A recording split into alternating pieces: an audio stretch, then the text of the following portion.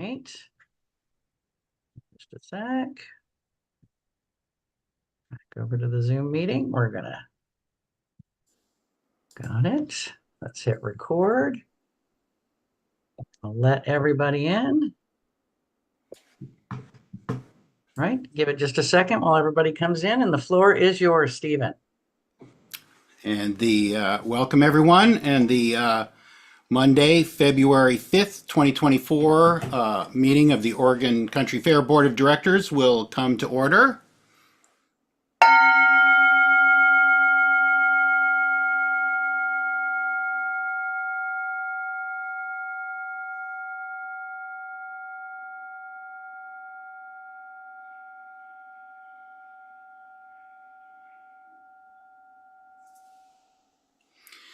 And we will open with the approval of the minutes from the January 8th, 2024 meeting. Is there any discussion on this motion? Announcements first. Oh, pardon me. Sorry, I missed it. Announcements. Is there any announcements? Please raise your hand. I have one. And go ahead, and Stephen. Okay. This is just another announcement, the same as last week. Basically, there are two new committees that have just convened, and I want to remind folks that we are having meetings. The Rules Committee will be meeting tomorrow night. The meeting is open to the public. The link is on the .net site. The Joint Bylaws and Elections Committee have had a meeting. We have actually agreed on some proposed bylaw changes. There's a draft of those proposed changes on the .net site, along with an explanatory document. We'll be meeting again on February 26th. Again, that's open to the public. There will also be a board work session on March 18th to discuss the proposed bylaw changes. Thanks. And Arna, you have an announcement? Yeah. Okay. Yes, I have two announcements. One is just the same as last month, which is the committee's annual reports are due March 15th. Board liaisons, please help remind your committees to get these done. My second announcement is that the Jill Hyman Vision Fund has put out RFPs for this year. That's request for proposals. And the category this year is what is it? Environment and sustainability. So it doesn't need to go to environmental organizations. Other nonprofits that are just working on a project on sustainability within their organization can apply for a sustainability project. And I encourage anybody, just for in Lane County though, I encourage anybody here who knows a nonprofit that might be interested in applying to encourage them to do so. The deadline is April 1st, and applications will be available at the office. That's it for me. Thanks.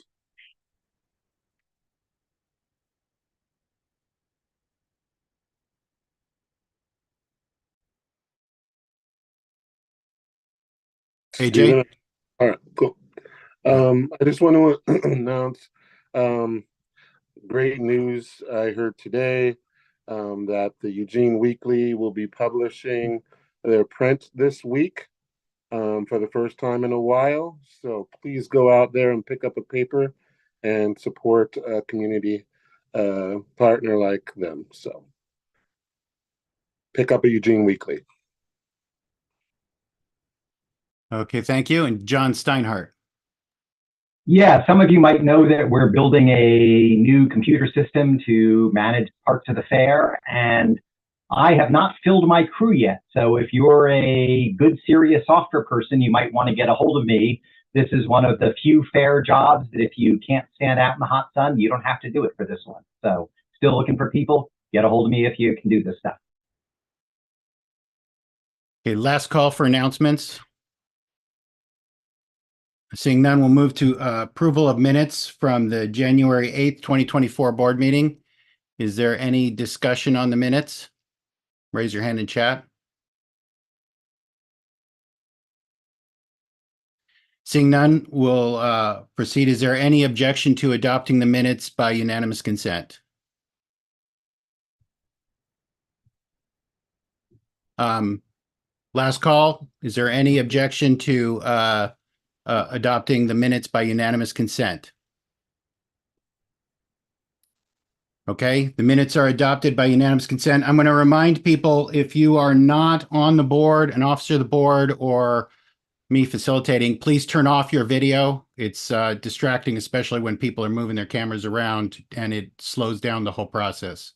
So if you're not speaking and you're not on the board or an officer of the board, please turn off your video.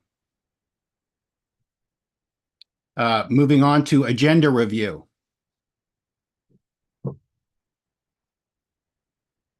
Is there any, John Steinhardt, or well, let's see, these are all direct. John, that was direct to me. I think you meant to go. Oh, yeah, sorry about that. If nobody objects, I would like to swap the guidelines changes and privacy policy business items tonight, because I think the privacy policy one is going to be very quick and we can get it done before getting into a long discussion. Is there any objection to swapping those old business items? This is John. I'm trying to juggle. I got a hand. Yeah, go ahead, John. Do you object to swapping? It's not for discussion right now. Do you object to swapping the business? Yes, I would prefer to keep it the way it is. Okay. I'm going to ask, we're going to take a vote on whether or not to change the agenda order. I'm going to start with Sandra. Yes. So a yes vote is to allow the agenda. I want to be clear. So yes vote is to allow the agenda change, and a no vote is to not allow the agenda change. You're saying yes to swapping, Sandra? Okay. George. Yes. Paxton. Yes. AJ. Yes. Lisa.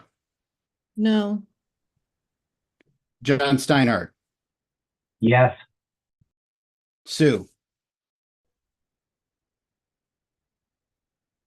Sue. No. No. Thomas Horn. Yes. John Alexander. No. No. Teresa Vaughn.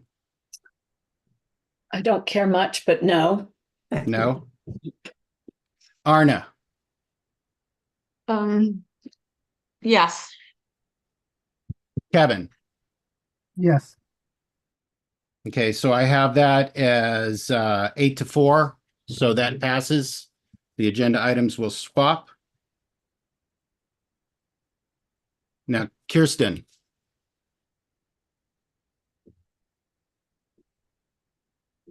Thank you, Stephen. I would like to separate a couple guidelines as part of the old business of the 2024 guideline changes.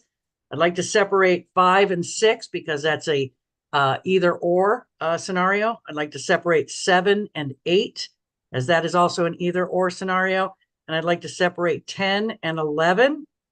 Additionally, I'd like to request that the board postpone the vote on the amplified sound permit guideline until November 2024 or earlier if it is ready, so that we can create a task force to explore policy changes and where membership can provide testimony to inform the policy revision. Okay. These meetings will be heavily publicized and membership will be encouraged to attend. Okay, so to keep this in order, the first thing we're going to dispense with these one at a time. We're going to group. Basically, the only way to deal with 5 and 6, 7 and 8, and 10 and 11 as an either or choice is to separate them. So I'm going to ask, is there any objection to separating those guideline changes as their own pieces of business? Arna? I would like to separate everything. I would like to deal with each guideline change individually and not group any of them. All right. That's, Sorry, I threw a little wrench in there. Yeah, you did. So let us deal with the ones that have to be separated first. Okay, let's keep this talking about one thing at a time. So I am grouping these together. They will each be individual motions. So there's basically 3 things here. So I'll ask again, is there any objection to separating 5 and 6 as a single motion, 7 and 8 as a single motion, and 10 and 11 as a single motion? Any objection? Okay, hearing none, so ordered. Those will be dealt with as a separate motion. I want to go back to Kirsten's other point here. And the proper way to do this is to first determine if we can separate, and we can discuss separating the rest afterwards, the sound, the amplified sound policy. Can't postpone it till it's its own motion. So first thing to do is question of separating it. I know that there's been discussion about it. Is there any objection to separating the amplified sound policy as its own motion? Last call. Seeing none, so ordered. What number is amplified sound? Number 9. Number 9. How appropriate. So that's separated as its own motion. We'll come back to postponing it when it comes up in the agenda. Is that acceptable? Yes. Okay. Now, going back to Arna's request here, is there any objection to dealing with every single one of these as its own motion? That would be one at a time.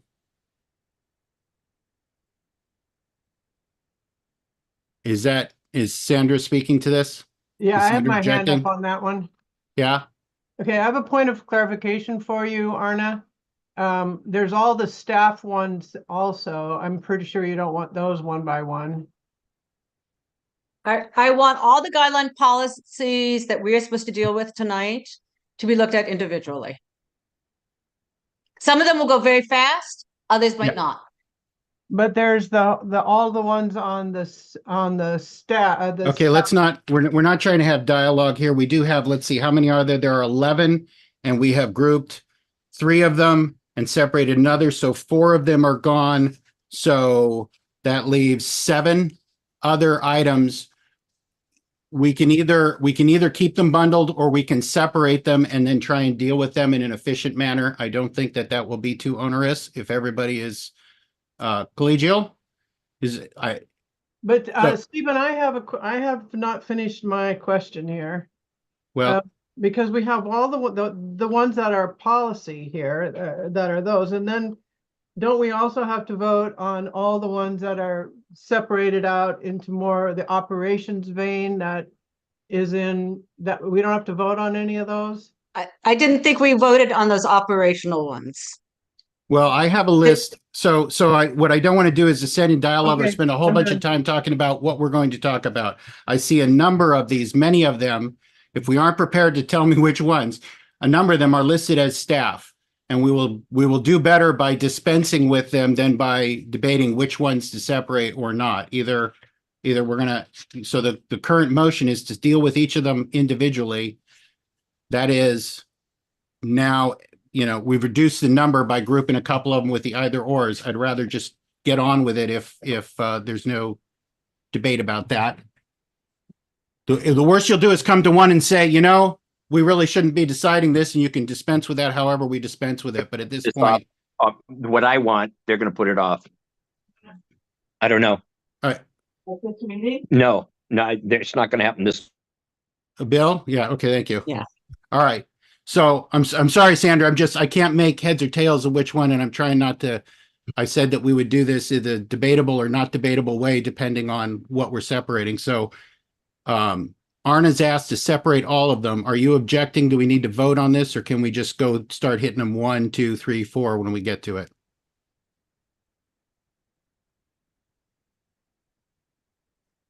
Arna, Sandra, do you want to vote, or do you want to debate? Yours. And so I'm fine with that. So. Okay. Yeah. I think. Sorry. I'm not trying to be recalcitrant, but I'm just trying to keep us moving along.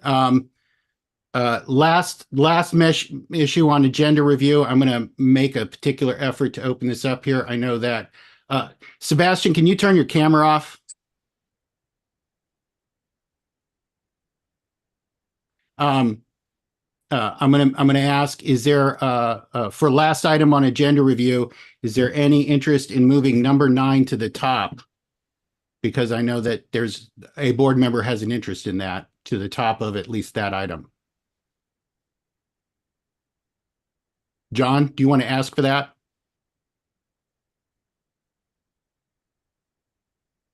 Were you asking me? John Alexander, sorry. I apologize. What's the question, Stephen? The question is, do you want to ask to move number 9, the amplified sound, to the top of the guideline changes discussion?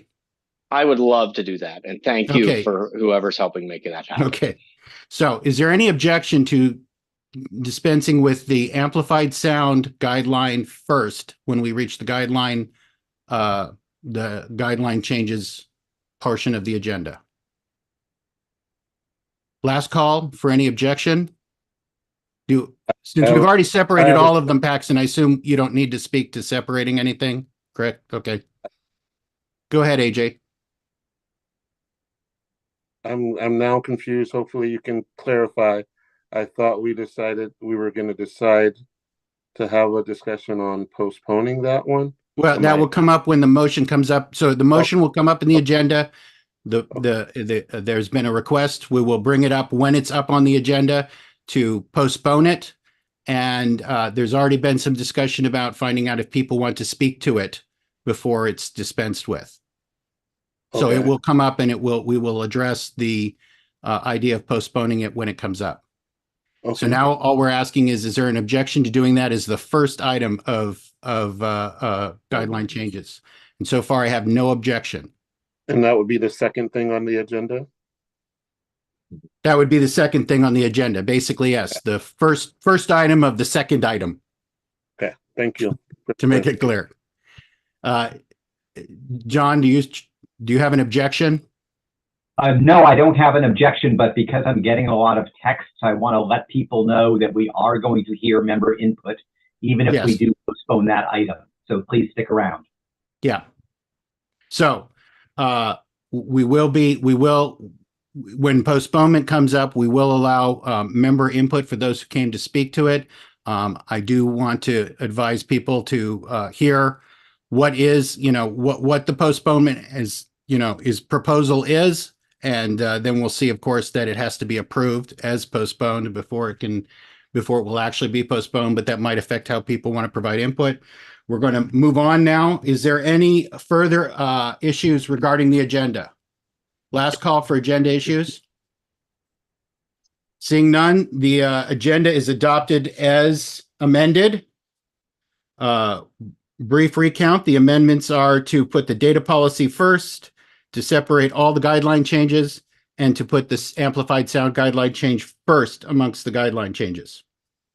We're going to move on now to membership comments, and I want to make sure that all the members present know we're taking comments on things not on the agenda. If you are here to speak about one of the items in the guideline changes, for example, please hold your comments until that comes up in the agenda.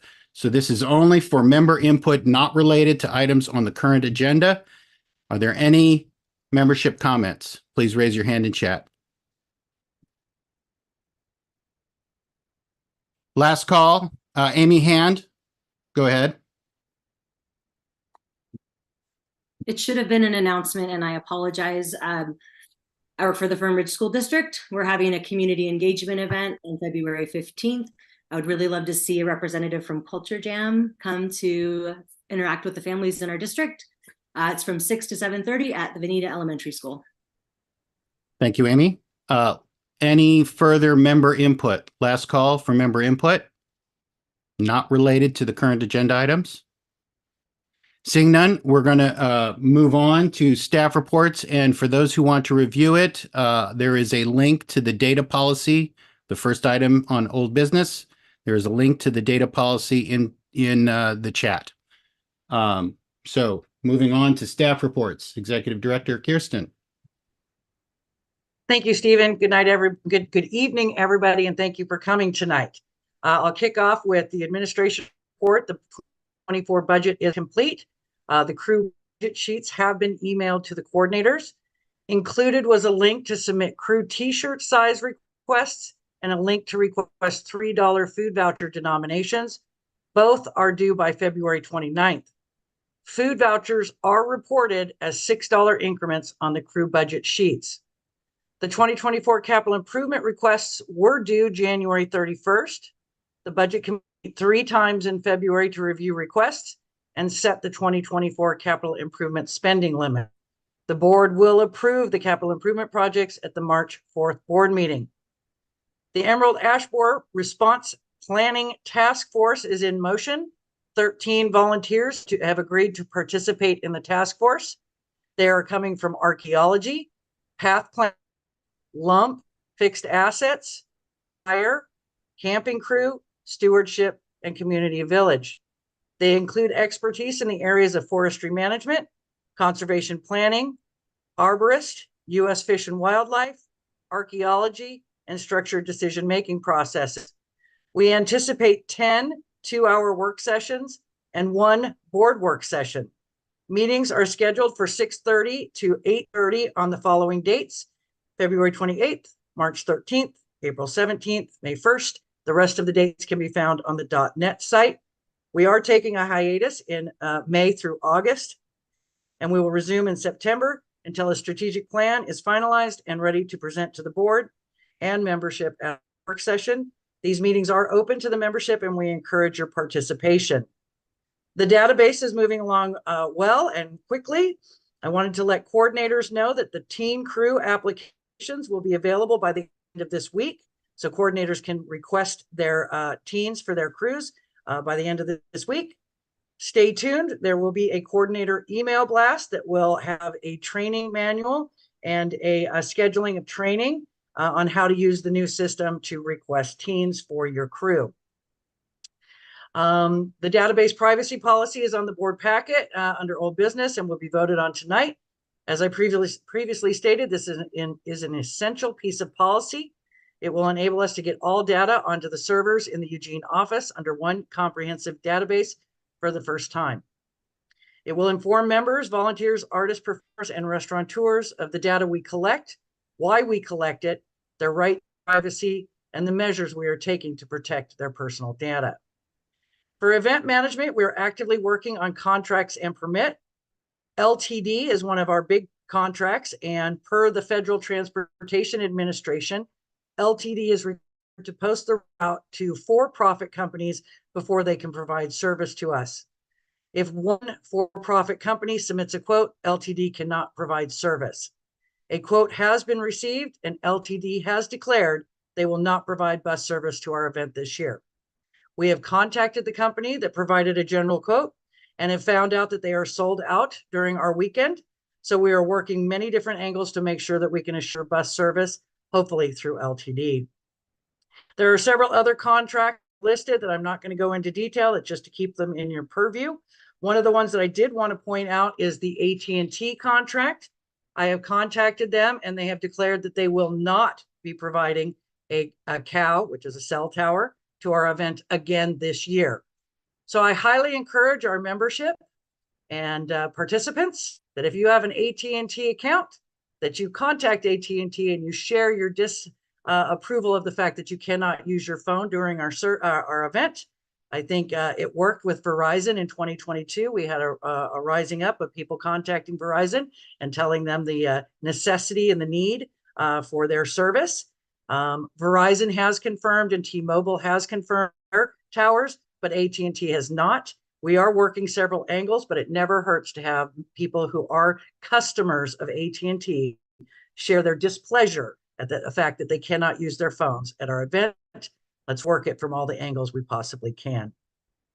I'm going to move on to our permits. We have prepared our outdoor assembly permit for the far side. We have prepared our right-of-way permit with the Lane County for our subtle and territorial permits for road traffic and congestion. 2024 tickets will go on sale on Friday, March 15th, 2024. 3-day tickets will be offered for the first 2 weeks. General admission early bird tickets will go on sale Monday, April 1st through June 15th. General admission regular price tickets will go on sale on June 16th through the event. Tickets will be available to be purchased at the Eugene office starting Monday, April 1st. Tickets will be sold only on Mondays and Tuesdays from noon to 4. The last day to purchase tickets through the Eugene office will be Tuesday, June 25th. The Spring Fling, Main Camp, and Teddy Bear Picnic dates have been reported earlier. Culture Jam is moving forward by one day. The new dates are Thursday, August 1st through Thursday, August 8th, 2024. For the site, as you know, we had an ice storm that caused extensive tree damage, but no structures were damaged. There were structures boosts in the 8th that were damaged, but none of our infrastructure buildings were damaged. The site has flooded, but it has receded. We do ask you to be cautious when coming onto site due to all of the downed tree. We will be asking for participation in work parties over the coming months and weeks because we're going to need a lot of extra hands to get that site ready for our event this year.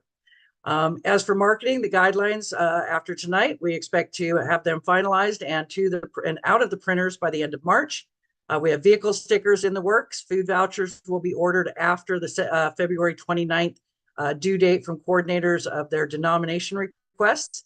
VIP passes this year will have one-time use QR codes, so we'll be able to scan all of our VIP passes and track their usage. Worker day passes will just be printed directly from the Afton ticket system. And then we have stickers and wristbands and all of the things you can imagine that we're working on to get this year's event up and running that we're very excited for. Thank you so very much. Thank you. And we'll move now to the treasurer's report. Yeah, and I'll keep it short. Want to thank everybody who turned in a capital project. The budget committee will work on those this month and bring back a recommended list at the March meeting. Just want to say we had a tremendous list. It's got almost $350,000 worth of requests, which is a lot more than what we expect to fund. So even though I expect the committee is going to be enthusiastic about a lot of the projects, it will be very, very hard to fund all of them this year. But thanks to everybody, and I'll talk to you more next month. Thank you, Hillary. And now we're on to committee's work group reports. I know that they've been submitted in writing. Is there anything that needs to be said here before we move on to old business? Last call. Seeing none, we'll move on to old business, and we'll begin with the OCF data policy. Is there a motion to adopt the data policy as published? I'll make that motion. Is there a second? Second. Moved by John Steinhardt and seconded by AJ. Is there any discussion?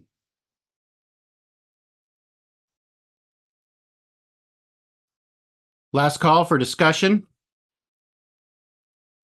Seeing none, is there any objection to adopting the data policy as published? Last call, is there any objection to adopting the data policy as published? Seeing none, the data policy is adopted by unanimous consent. And we will move on to guideline changes and begin with number 9, the amplified sound policy. And I would like to, a little out of the ordinary, I'd like for Kirsten to begin, and then we will take member input. So just repeat your All right, thank you. request. Yes, thank you. Thank you. So after much discussion, I know board members have met and talked with many members around this policy. And so I would request that the board postpone any vote and that the policy as it existed in 23 carry forward into 24, as I call a task force with members from the community in order to really explore the pros and cons of our current policy, draft a new policy that is vetted by the community, that is participated, that testimony can be given on either side of the debate, and that the goal would be that we would bring this forward to the board by November of 2024, earlier if it's available, that all testimony can be given tonight, that there will be ample other opportunities for members to weigh in on this topic. I think it deserves more time and attention. Thank you. Okay, so now that has not been moved or as moved or adopted by the board. I will say it sounds more like a delegation than a postponement. And we're going to go to member input, and I would just ask members to be mindful that about that trajectory as we have this conversation. And I see everyone who wants to speak to the amplified sound policy, please get your name in chat so we can get an idea how many people want to speak. I see right now 1, 2, 3, 4, 5, 6, 7, 8, 9, 10, 11, 12, roughly 12 people. Can we do 3 minutes a person at 12 people? That would be 36 minutes of comment, or do we need to limit the amount of time? The numbers are going to continue, Stephen. Yeah. I think it's growing as we speak here. So I think 3 minutes is spending 40 minutes on. I don't know. The motion needs to be, I guess, decided. I don't know. I don't know if we should spend. I think we should have the board decide. Right. Yeah. I think that the one question here is whether or not people can rely on this being delegated to another time before they speak. Would you agree? I agree. Yeah. So can we go ahead and can we go ahead and deal with that first, and then we will take any member input once we know how that's going to be dealt with. I'm hoping that's. Yeah, I'm happy to say yes, and I'm happy to move on that motion if I have a. I see I have a direct message of one objection. Is there objection to trying to determine the disposition of this before any further objection? Go ahead, Arna. I don't think I mind postponing this, although my understanding is that the current policies we have around sound are not followed and not not enforced. That's not the word I want. But are not, what's the word for guys? They're not done. I mean, we don't really make people follow the policies that we currently have. I don't have a problem with putting this off and having a task force on it if our current policies are being followed and our staff and security and stuff are making sure that they are being followed and people aren't just ignoring it. And that when people put in a request for a sound permit, they aren't allowed to just check that community agreement thing without really having a community agreement. So that's my concern about doing that. So if I am reassured that whatever we have in our program now, in our policies now, is going to be followed, then I'm fine with doing this. And I guess that's maybe something Kirsten could answer for me. So, first thing I'd like to do is clarify this motion, because we're really kind of not talking about postponing it. So I want to clarify with Kirsten, are you amenable to the idea that the motion is to actually basically refer this to committee, refer this to a task force formed by Kirsten to report back to the board no later than a specific time? Can you specify that time? And does that comport? Yes, that would you're be asking for? no later than November of 2024. And yes, I can give you assurances that we are very much aware from an operational standpoint of the challenges that we are facing with regards to amplified sound, and that we will endeavor to work very hard this year to manage the amplified sound to a level that is satisfactory to the vast majority of the organization while we develop a policy that is more articulate and specific. Thank you. Okay, so to try and navigate our normal process or our process, which is a little vague, and try and fit this into something cogent, I'm going to first ask, is there a motion from a board member to postpone this as described by Kirsten, postpone it until November of 2024 as delegated to a task force formed by Kirsten to bring back a recommendation? So moved. Is moved by AJ and seconded by Paxton. Is that okay, Paxton? Yes.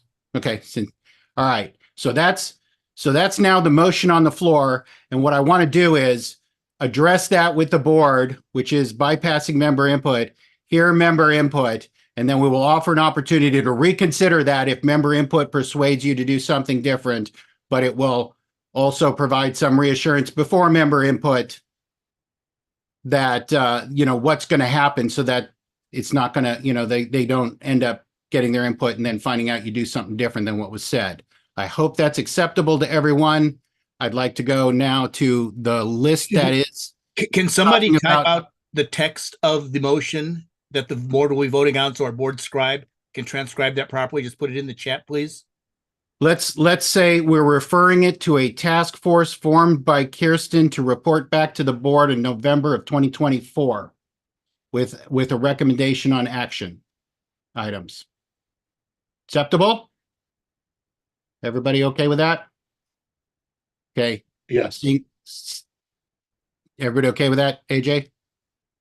Yes, if Paxton is my second, so Yeah. Paxton's good. We're good. I'm okay with it in general. I expect it will follow our normal work sessions processes that we've done for sound. We did a sound summit a while back, and I just really hope we accomplish this again. I think we need a lot of involvement. Thank you. Thank you. So this is just the wording. The wording is that this guideline change will be referred to a task force formed by Kirsten to report back to the board with action recommendations by November of 2024. Lisa, I know you've been. Thank you. Yes, I've been.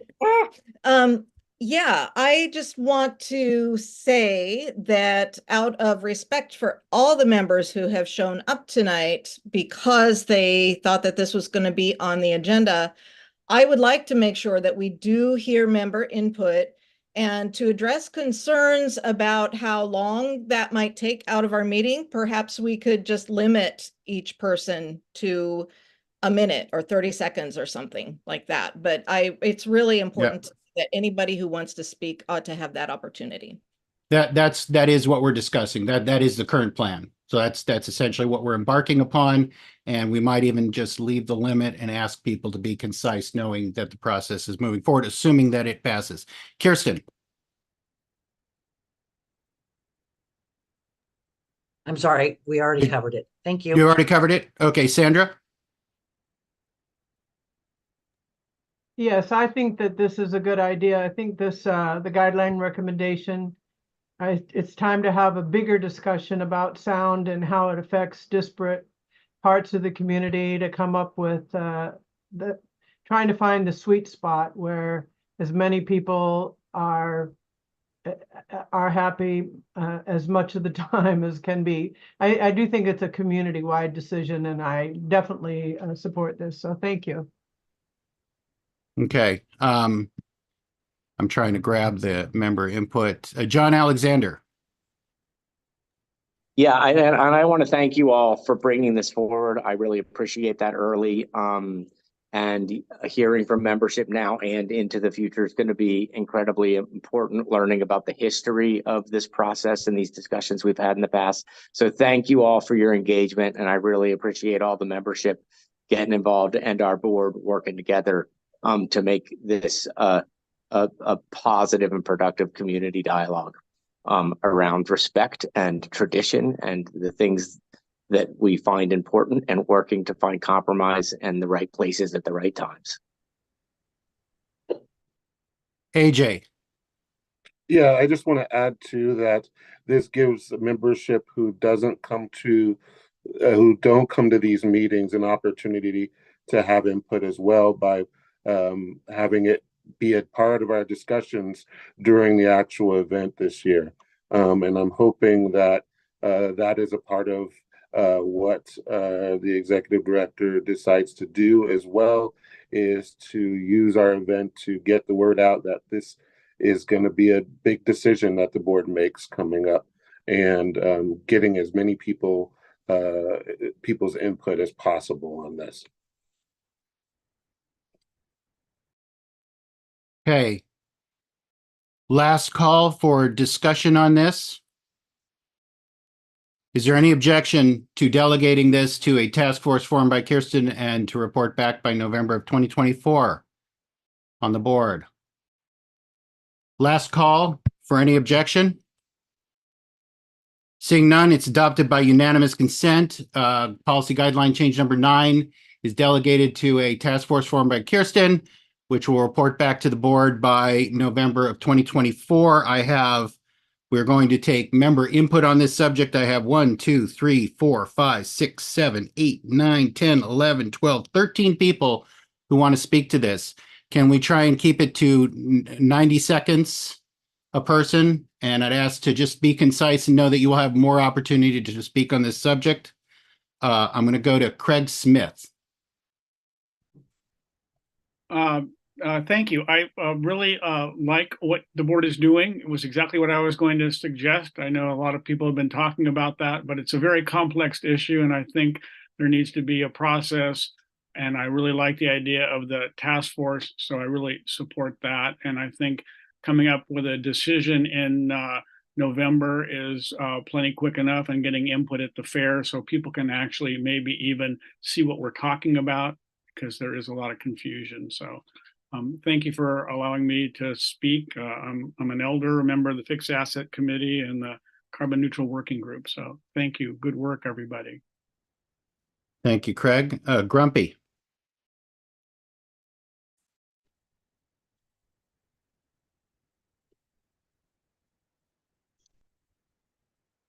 Ditto. Thank you. Bye. Thank you. Tim first.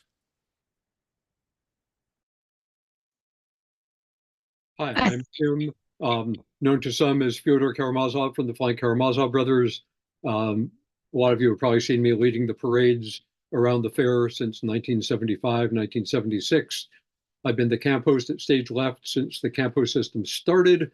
The Stage Left camping area is home to the marching band, the Stage Left show performers and crew, and other vaudeville performers from around the fair. We usually have between 100 and 125 people camping in our area.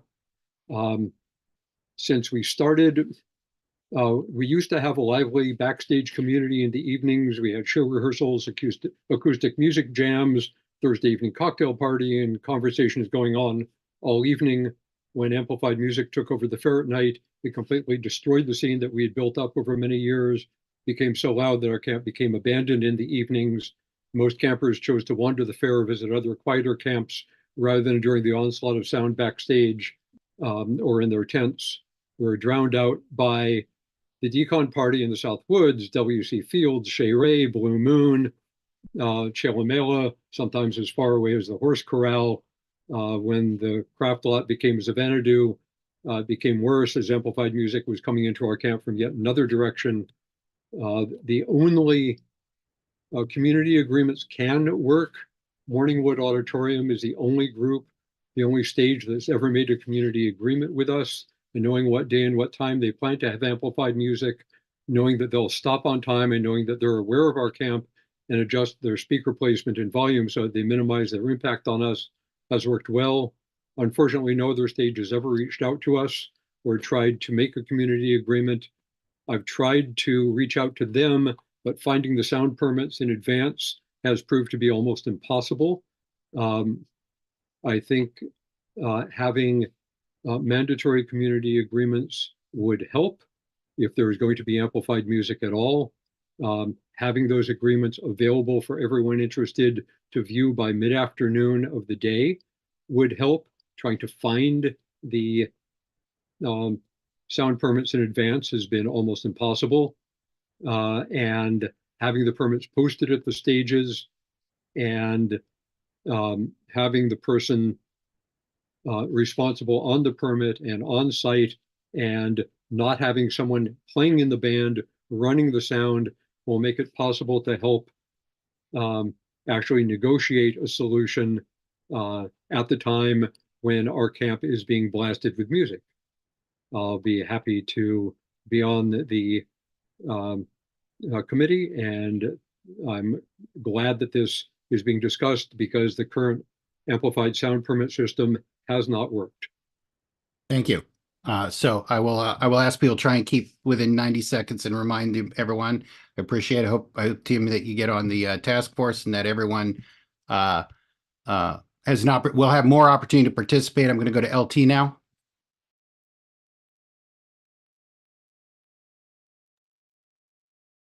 LT, did you still want to speak?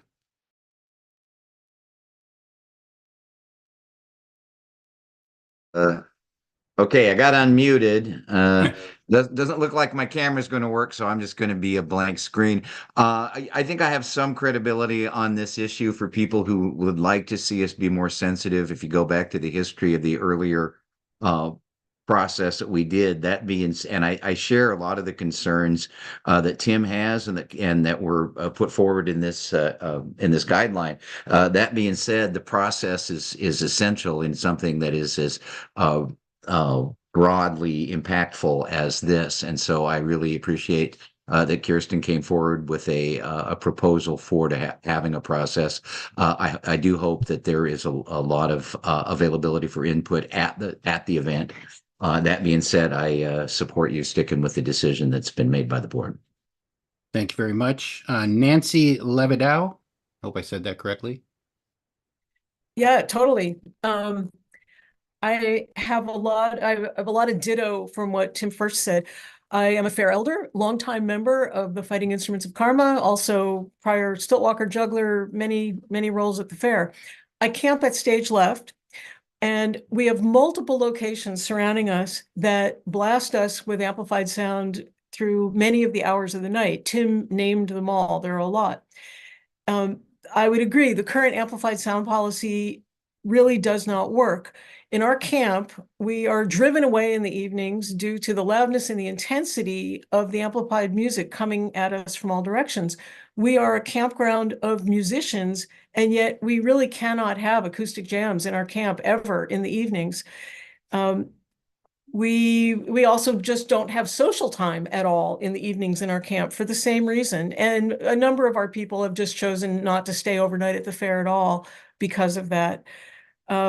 We also can't get sleep, which I know is kind of a, like go home grandma kind of a comment.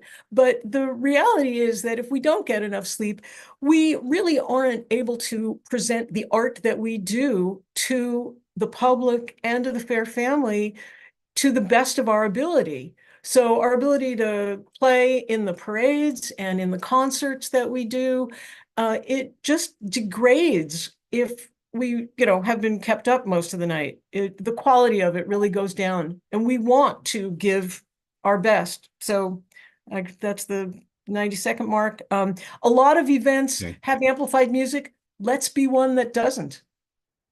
Thank you. Thank you very much, Nancy. Amy Hand. Hi, thank you. I really want to support this postponement and the inclusion of more voices. It was very stark when reading the motion that it was a very small representation of our demographic that was speaking. So thank you, Kirsten, for spearheading that. I did want to bring up that we are, looking at the future here. And as we move forward with our sound policy, we want to do things that are inclusive for our youth and bringing people in. I personally, we use a lot of music in the morning on Recycling Crew to keep our people motivated and happy. And I know that that's a point of contention for a lot of folks.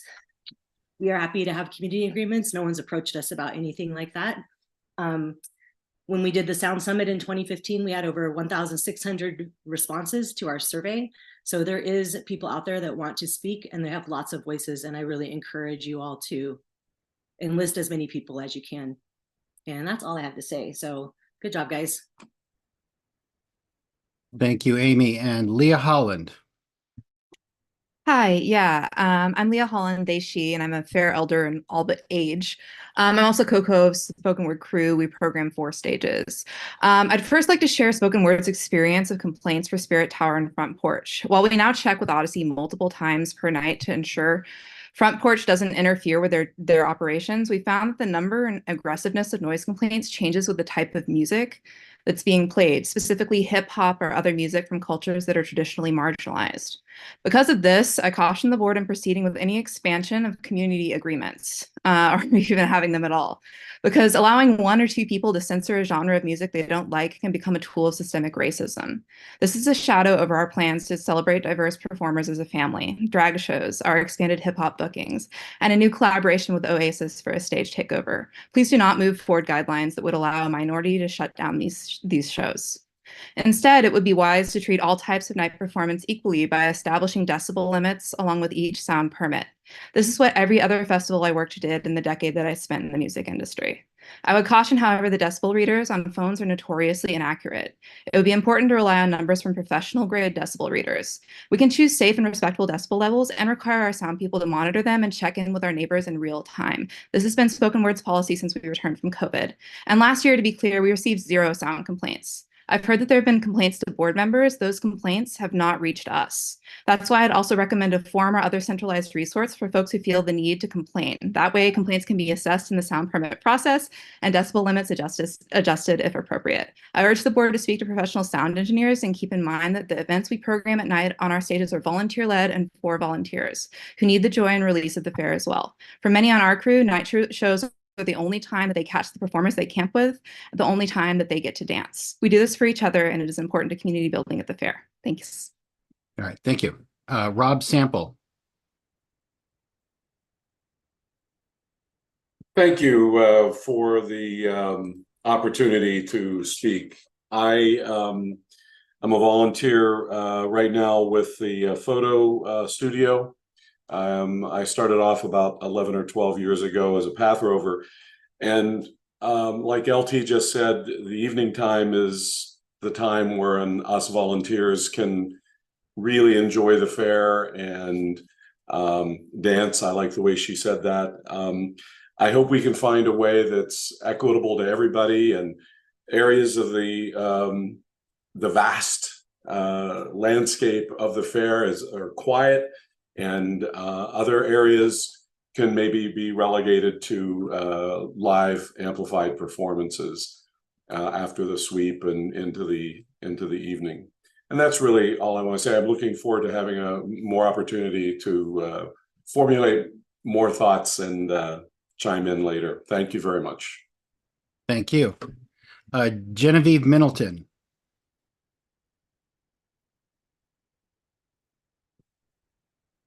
Genevieve?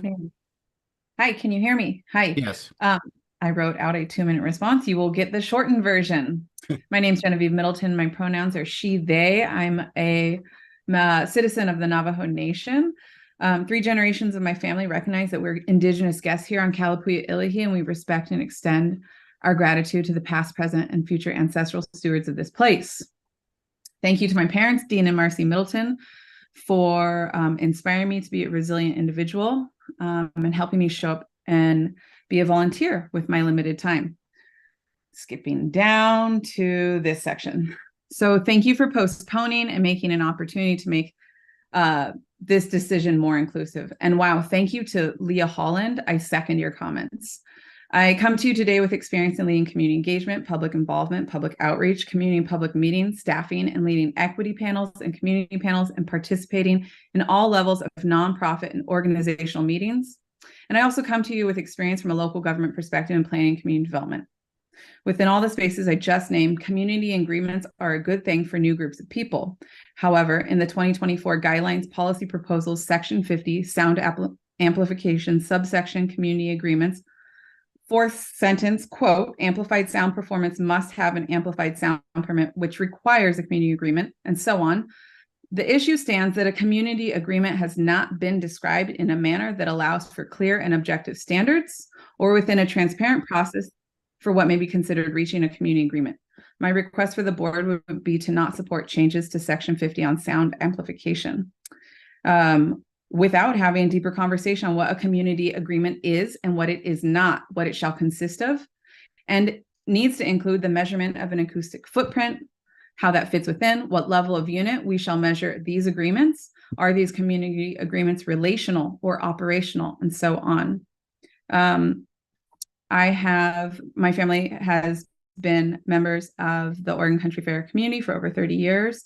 And I think that my leadership, my voice, my knowledge, and my experience as an Indigenous woman of color at the fair, I have experienced ongoing regular discrimination within the Oregon Country Fair community. And I have to ask you to kind of wind it up, if you don't mind. Can you come to a conclusion? Sorry. In conclusion, I hope that the board who supports and wants to uphold BIPOC and LGBTQ plus fair community spaces will also support and allow for events that uphold and support inclusive spaces, and that you'll continue to listen to members who are not part of your dominant community. Thank you.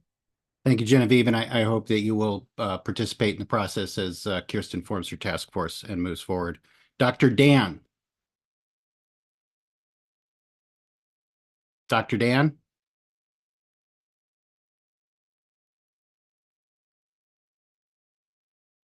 Okay, I'm not sure if Dr. Dan is still here. Let's go to Michaela.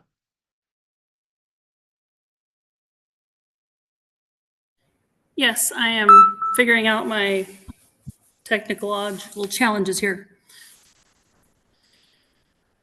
All right, so I don't know if the camera will ever work. Oh, there we go. Sorry, I had to come into work to get this to work.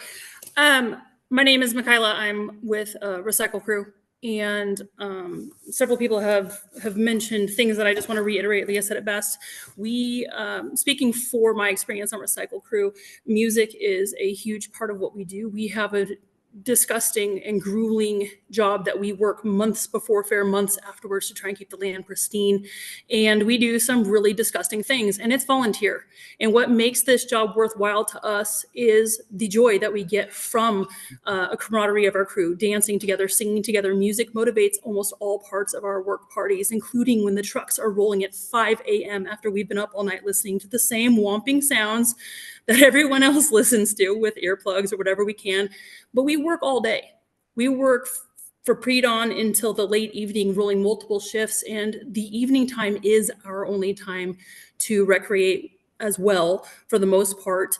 And I have a morning shift. I go to bed at night too, and I struggle with sound sometimes, but it's part of the joy of fair, and it's part of everyone else's joy, not just a certain type of joy experienced by some people. So by removing amplified sound and the wording in this change, would it apply to pre-fair? Would it the screen room, our trucks that were rolling at the dock while we're sorting? The wording it needs to really be looked at. I'm glad this was postponed, because the way it is now, it sounds like it's going to be removing pretty much every form of music we use as a crew during our work parties. And if there is no joy or fun that goes into it, why would any of our crew volunteer to dig through everyone else's filth 24 hours a day so you all can enjoy peace and quiet and acoustic music that we do enjoy too? But we have to keep our young people and our strong backs going and wanting to come and wanting to volunteer and do. I'm going to have to ask you to come to a conclusion. So I would really highly encourage every voice to be heard, and to really look at the demographic and speak to the crews on the ground that we might lose if we remove music, amplified sound. Thank you. Dr. Dan. Thank you. I'm willing to cede my time. I mostly wanted to be a further proponent of postponing, so thank you for choosing to do that. And I look forward to continuing the conversation in the months that follow. Thank you. Jay. Hi, I've been with the fair for over 40 years, always involved with entertainment. And I have to say that the guideline around amplified and recorded music is probably the one most dear to my heart. In the same way that we keep our food and our art and crafts real, I'm really in favor of keeping the music live. While most people have spoken to amplification, for me, a bigger concern is that the music be live and not canned.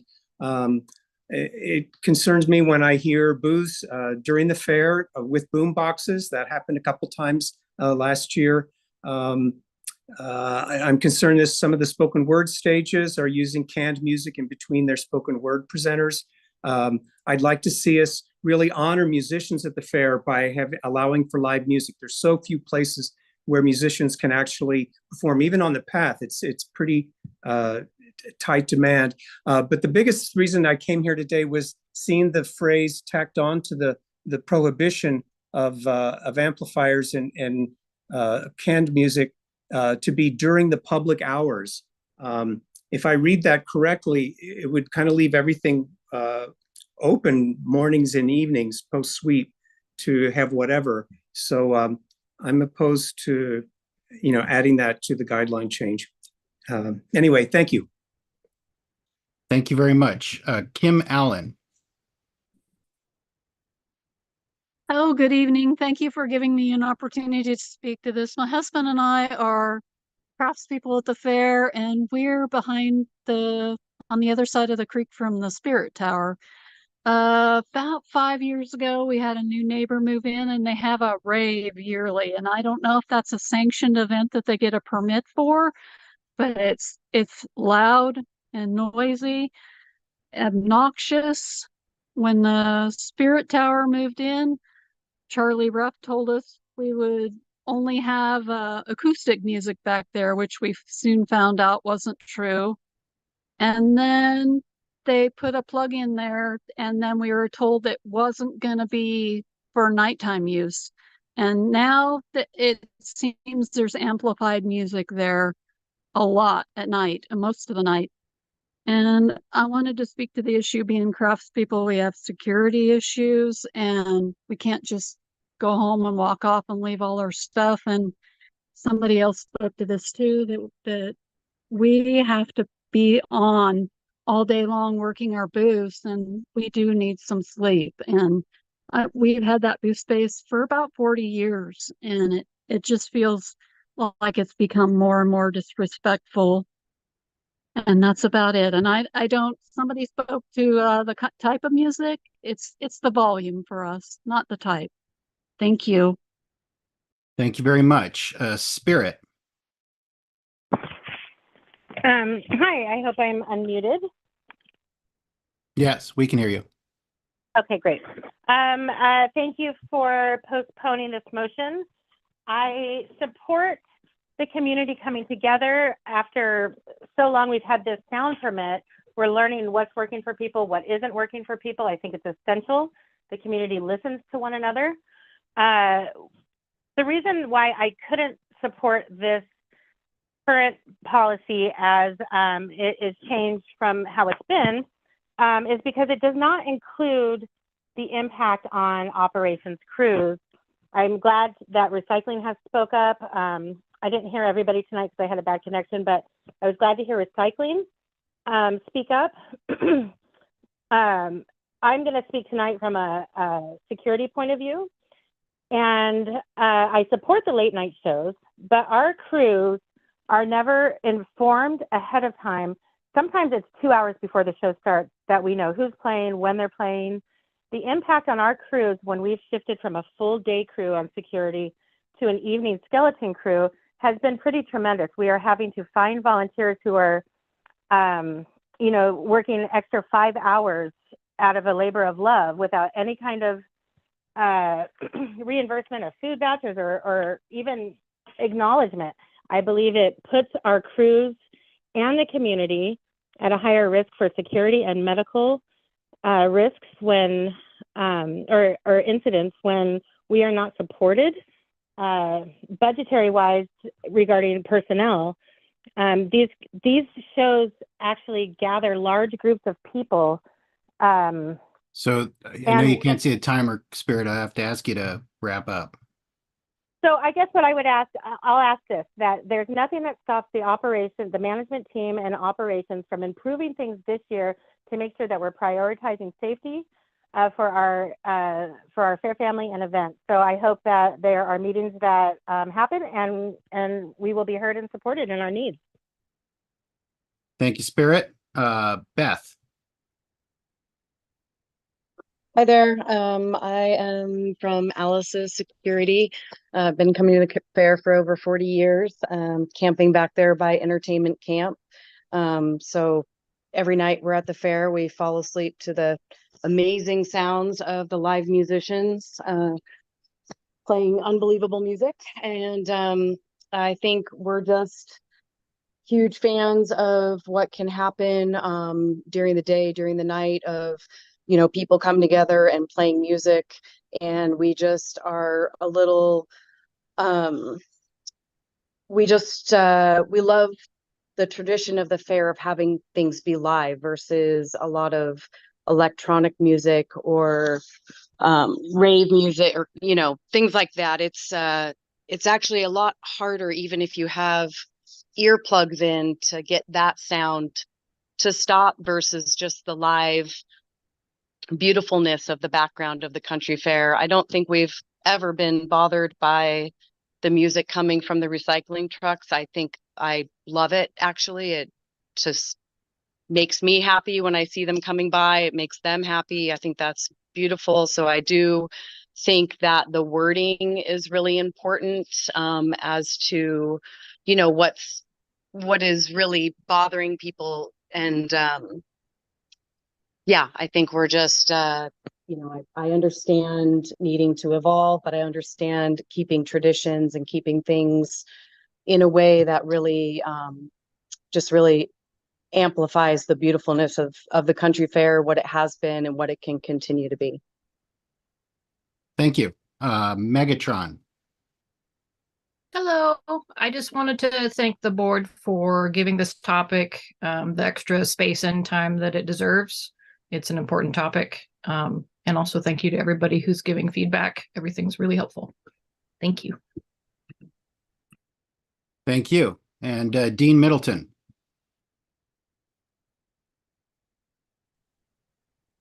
Yes. First of all, I'd like to say I'm Dean Middleton. I engineer your radio station. I'm also an elder and on the Path Planning Committee. And I do some odd jobs for the staff from time to time. And I really want to thank Kirsten for and doing this, because it was my recommendation at the end of my talk was we need to have it's been almost 10 years since this sound process was put in place. And I think it's about the right time to review it and have another community discussion on what's working and what isn't working.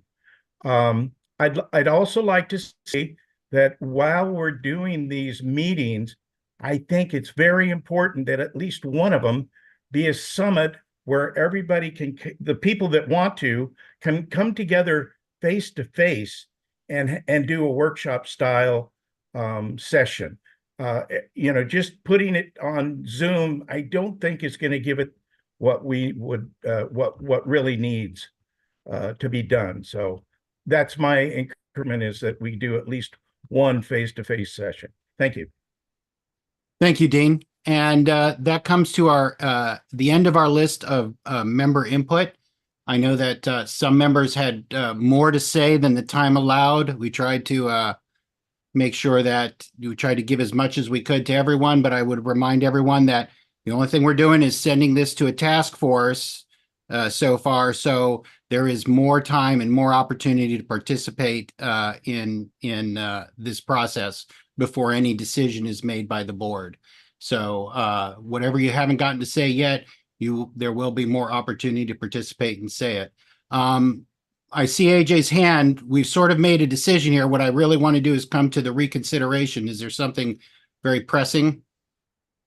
Yeah, I just want to thank everybody for their input tonight and how respectful everybody was during this process. I think when we do a good thing like this, it's worth stopping and acknowledging that you know, everybody was respectful in their and sharing what they needed to share. I would like to see more young voices represented in this conversation who don't usually show up to these meetings. And so I'm really glad to support this motion, as it will give an opportunity for young folks who just come for the event sometimes to have their voices heard on this. Yes, and I want to reiterate, thanking everyone for their respectful participation and for their tolerance to having to adjust the limits of how much input we could accept, given the number of people and the fact of the disposition of the motion. So now, as promised, I'm going to ask whether or not there is anyone on the board who wishes to move to reconsider the fact that we have delegated this to a task force. Is there any board member who wishes to reconsider that decision after the member input? I realize it's unlikely since most of it seemed to be in support of the delay, but I'm just checking. Last call. Is there anyone who wishes to reconsider? Seeing none, the decision stands, and the sound amplification guideline is delegated to a task force formed by Kirsten to report back to the board by no later than November of 2024. And we're going to do the either or guideline changes first because they may cause the most confusion. So let's get them out of the way. So we're going to go to guideline change 5 or 6. And I will, the way we're going to handle this, because either or is kind of unusual compared to yes, no, is the first question is there any, this particular guideline change is between the question of requesting a refund on unused passes by emailing the office, or there are no refunds. I believe I have that correct, Kirsten. Is that correct? In summary, because I'm going to just give me a nod. That is correct. Okay. Yes. So Sorry, the first question is there any objection on the board to handling this as an either or decision? Possibly. Possibly. Well, you can amend one or other of the options, but I mean, it's either that or we can't have a third option, so we have to then discuss. I wish I had caught this earlier, but I'm wondering if we can do 10 and 11 first, because my vote on 5 and 6 depends on the outcome of 10 or 11. Is there any objection? If there's no objection, I don't see any reason not to. Last call. There's hearing no objection. If I can find it on my thing here, we'll go to 10 and 11. I guess because 9 is long, that's where I'm lost. 10 and 11. Okay, so 10 and 11 is also from staff, and it's specifically, can you summarize the choice of 10 and 11 for us, Kirsten? Yes, it relates to late fees. So what we are asking the board is to eliminate the late fees. Part of the refund part that's coming up after this is that late fees incentivize people to buy more earlier. And if we remove the late fees, there is no need to buy more and then end up asking for a refund later on the booth side. Now, crews have never had refunds, and that's another topic that is before the board today. But by removing late fees, we remove the incentive to buy early and then overbuy. And it actually creates a rush that is unnecessary and can actually be harmful. And there can actually be some, I'm going to use my words wisely here, choose my words wisely here. It can be fraught with the ability for someone to take advantage of late fees earlier than one should actually pay a late fee and not remit that difference to the fare. So by removing the late fee, we remove a lot of incentives to pay more than they need or to charge earlier late fees when it shouldn't be. Thank you. Removing the incentive to overpurchase. Okay, so first question, is there any objection to considering this as either or? Last call. Seeing no objection, we're considering either 10 or 11. So we will say that a vote for, we'll just take it by number. A vote for 11 is to keep the change, and a vote for 10 is to remove it, correct? Okay, so member input. Is there any member input on the choice between 10 and 11 for guideline changes, elimination or not elimination of late fees? Any member input? Last call for member input. Hearing none, we'll move to board discussion. Is there any board discussion on the choice between eliminating or not eliminating late fees? John Steinhardt. Yeah, I'm just going to encourage people to eliminate the late fees. We don't make very much money from that, and it really causes a lot of trouble for us. It makes our processes a lot more complicated. Thanks. Okay, any further discussion? Any further discussion on late fees? Sorry, I've got trying to deal with sound. So AJ. Yeah, I think John just kind of answered, but it'd be I'd be curious to find out how much money we do make on the late fees and how significant eliminating the late fees will be to the budget. Okay, can we come back? I'll have Hillary ask Hillary to answer that here in a minute. Paxton. That was my question also. Okay, Arna. Back to Hillary. Yep, Arna. Anything else? Excuse me for being a little slow here, but which of these eliminates the refunds or eliminates the late fees? Which of these 10, proposals? I believe. It is 10, correct? 10 eliminates the late Mhm. fees. Okay. Yes. That's what I thought. Okay, thank you. Hillary, can you answer the financial question? I don't have an exact, I definitely don't have an answer on registration, the booth fees, because they do so many refunds there that it's, a lot of what we suspect is getting refunded as the fees that were, they might not have been paid late, because they are incentivized. I think it's under about $10,000, but I don't know that for sure. We don't get it separated out in the accounting that we get, and the virtual sticker booth didn't separate it out in their reporting either. So we depended on the QuickBooks systems that we use that didn't always capture it. Thank you, Hillary. Sandra. Yeah, yes, I support eliminating the late fee. I think now that we are limiting people on site, it behooves us to get a better count of how many passes we've sold, because each one of those is an admission that we cannot bring new people through the doors. And I think that is important for us to do. And once we limited the people on site, I think eliminating the late fee does eliminate the overbuying when the tickets are cheap and then getting refunds after the fair. So I think it'll just make it easier all the way around. Okay, thank you very much. And AJ. Yes, so Kirsten, have you considered how, I know that we're talking about overbuying, but could this have the effect of folks underbuying? And how do we solve that issue for folks who then see this and they underbuy? Okay, there's no one else on the stack. Can you go ahead and answer that, Kirsten? Yes, thank you. The new system will allow people to purchase their inventory with credit cards. So they will be able to purchase. We're still going to close the system during crunch week so that we can assemble our lists. But it will mean that people can take a little more time instead of rushing at it to avoid the late fee. And then on the booth registration side, ultimately asking for refunds, and then we'll determine soon in this meeting whether crews are eligible for refunds as well. I do know that late fees are nominal in comparison to the total revenue we generate through pass sales.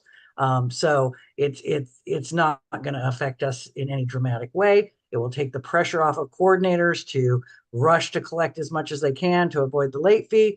It'll buy them a little more time. They'll be able to go right up to the week of without having to. And additionally, they don't have to change their message to their crew members. It's one fee all the time. Instead of saying, if you pay me by now, it's this price, but if you pay me by then, it's that price.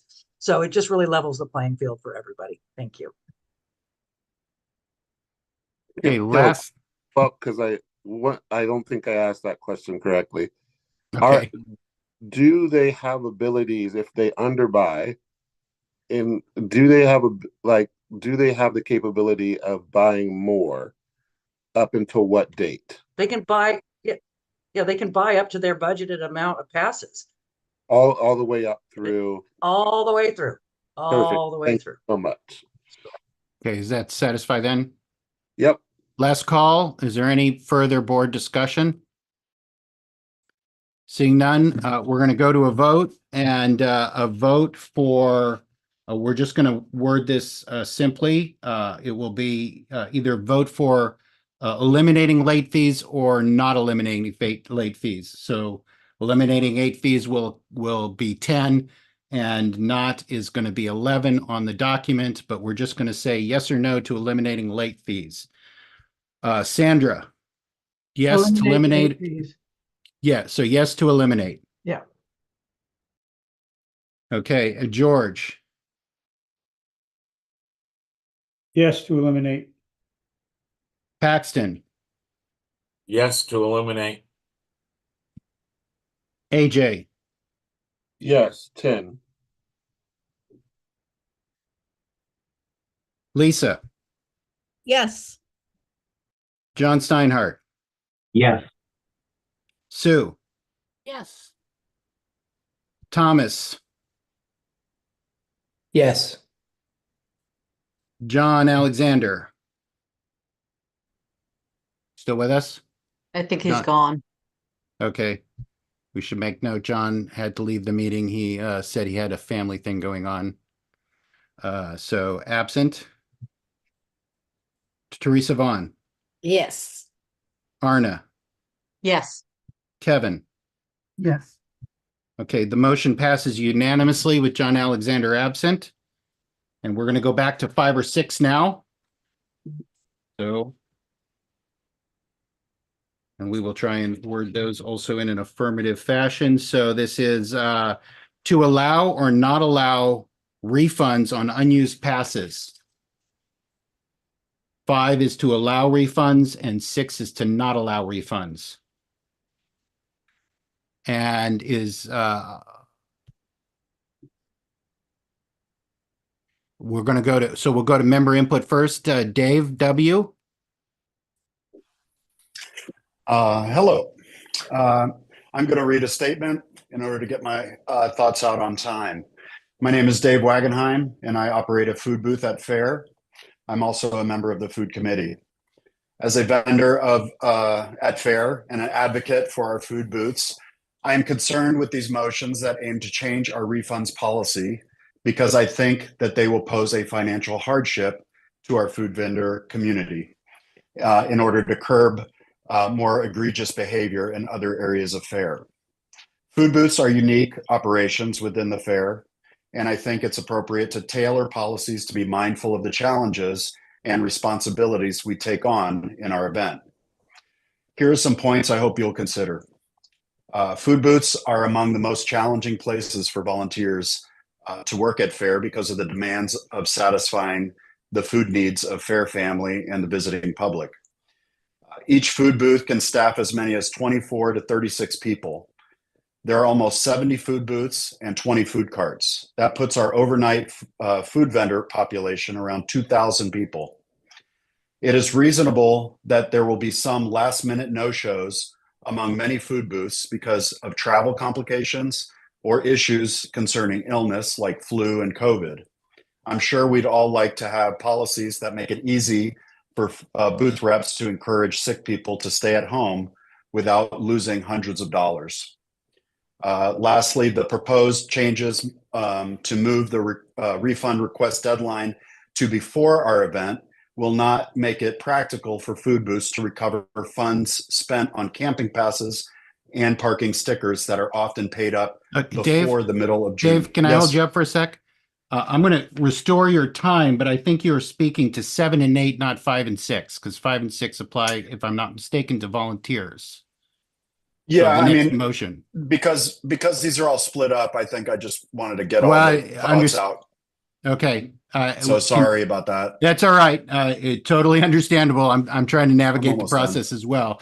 But I believe, correct me if I'm wrong, Kirsten, that 5 and 6 is cruise, and 7 and 8 is affects booths.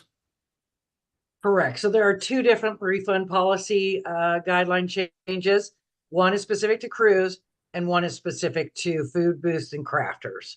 So let's So- deal with the 5 and he's 6. speaking to he's speaking to 7 and 8, but I think, you know, we're going to get there, so we might as Right. well let him finish.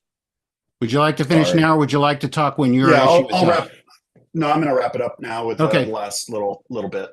I just didn't want you to be disconnected from your motion. Okay, no, thank you.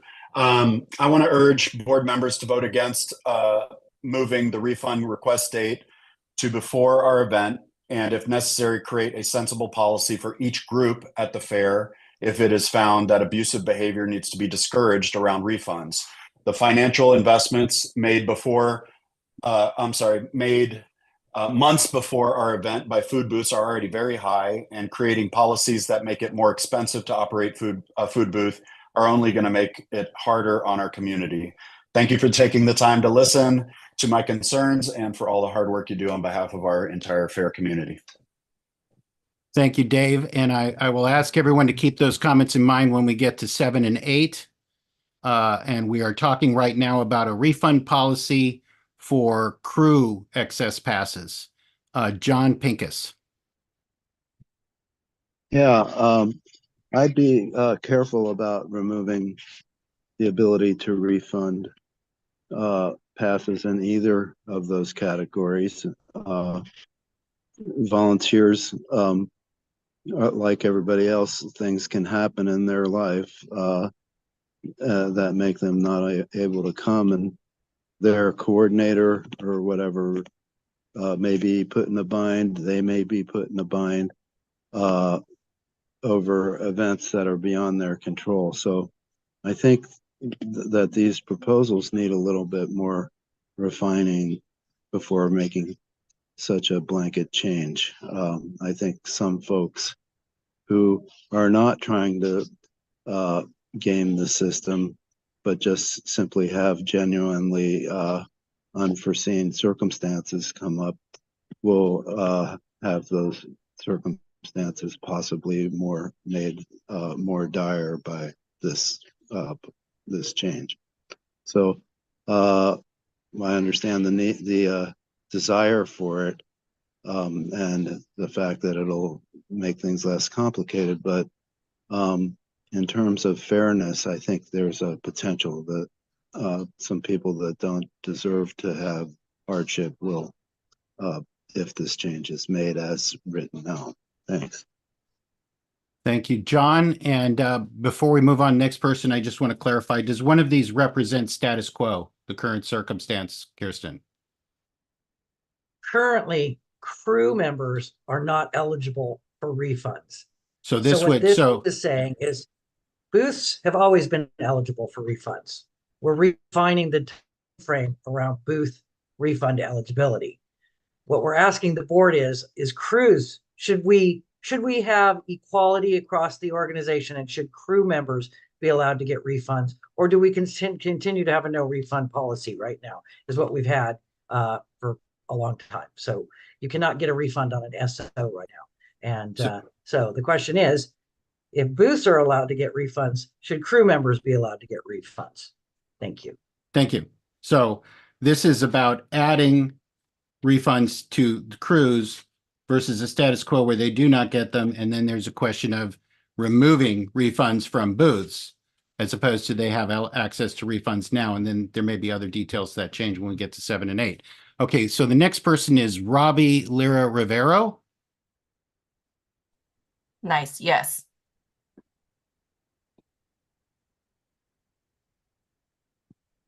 You go ahead. Oh, okay, my name's Robbie. I'm the inventory coordinator, which covers troubleshooting in the sticker booth, security wristbands, inventory yurt, and several other crews like t-shirts and food voucher reimbursement and everything.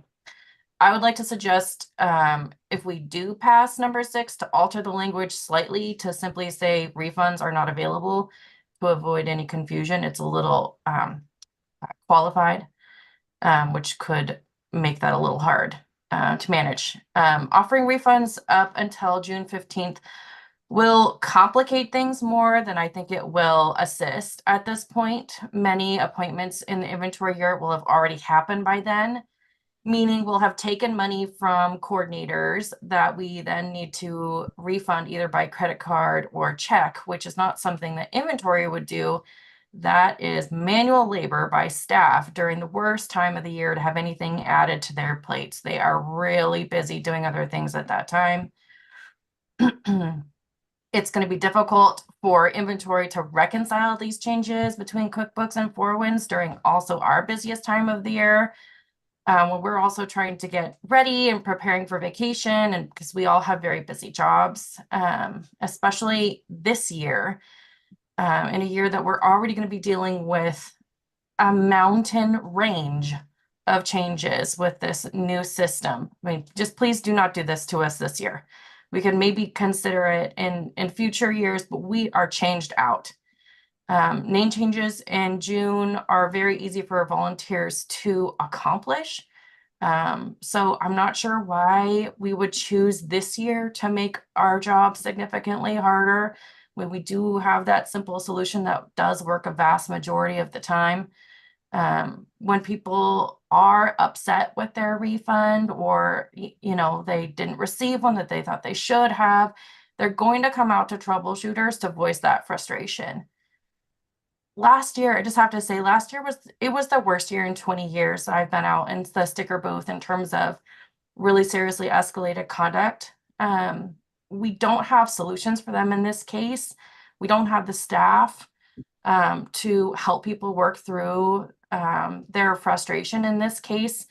And I'm really worried we're going to see a significant uptick in escalated conduct as a result of this policy. So I'd really encourage you to stick with the status quo, at least for one more year, just to give us a chance to get our feet underneath us, and we can consider this for next year.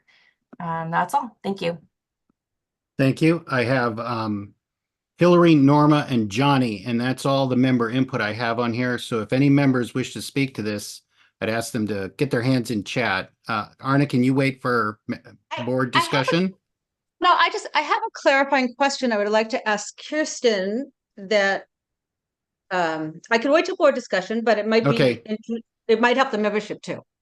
Okay, well, so I'm a little, I don't, an exception in one time is an exception in all times. So I kind of I'll like to just stick wait. with I'll wait. Hillary. Yeah, I would really like us to have the same policy for volunteers and for booths. It's over the years, there've been many volunteers who've had great reasons why they needed to change. Their only option now is to transfer their SO to somebody else. So it's a name change, and often, you know, it's not happening through official means sometimes, even the cash changing. And I think it's better that the fair offer an option to volunteers. And I totally hear Robbie that we're in the middle of a system change. You know, ideally, I'd like to see, you know, some way this gets implemented that's not creating more work for the inventory crew. But I'd really would like to have even footing.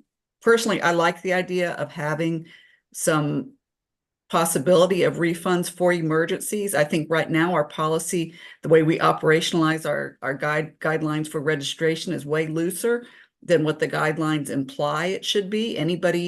Any booth rep who wants to get refunds just afterwards sees who doesn't come and submits a list and gets refunds for all of those. It's not actually based on some kind of criteria of there was an emergency or there was a personal situation that prevented somebody from coming, so they can just overbuy.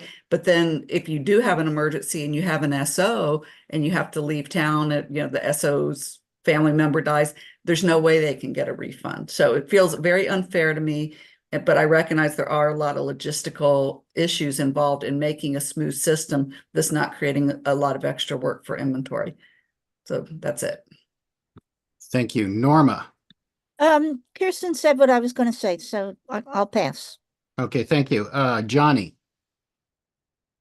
Hi, I was finding myself leaning towards 5 on this until Robbie's excellent points in reverence to her unique perspective on this topic. I'm gonna defer. I think we should keep the status quo another year, based on what Robbie said. I think she's got some really excellent points. Thank you.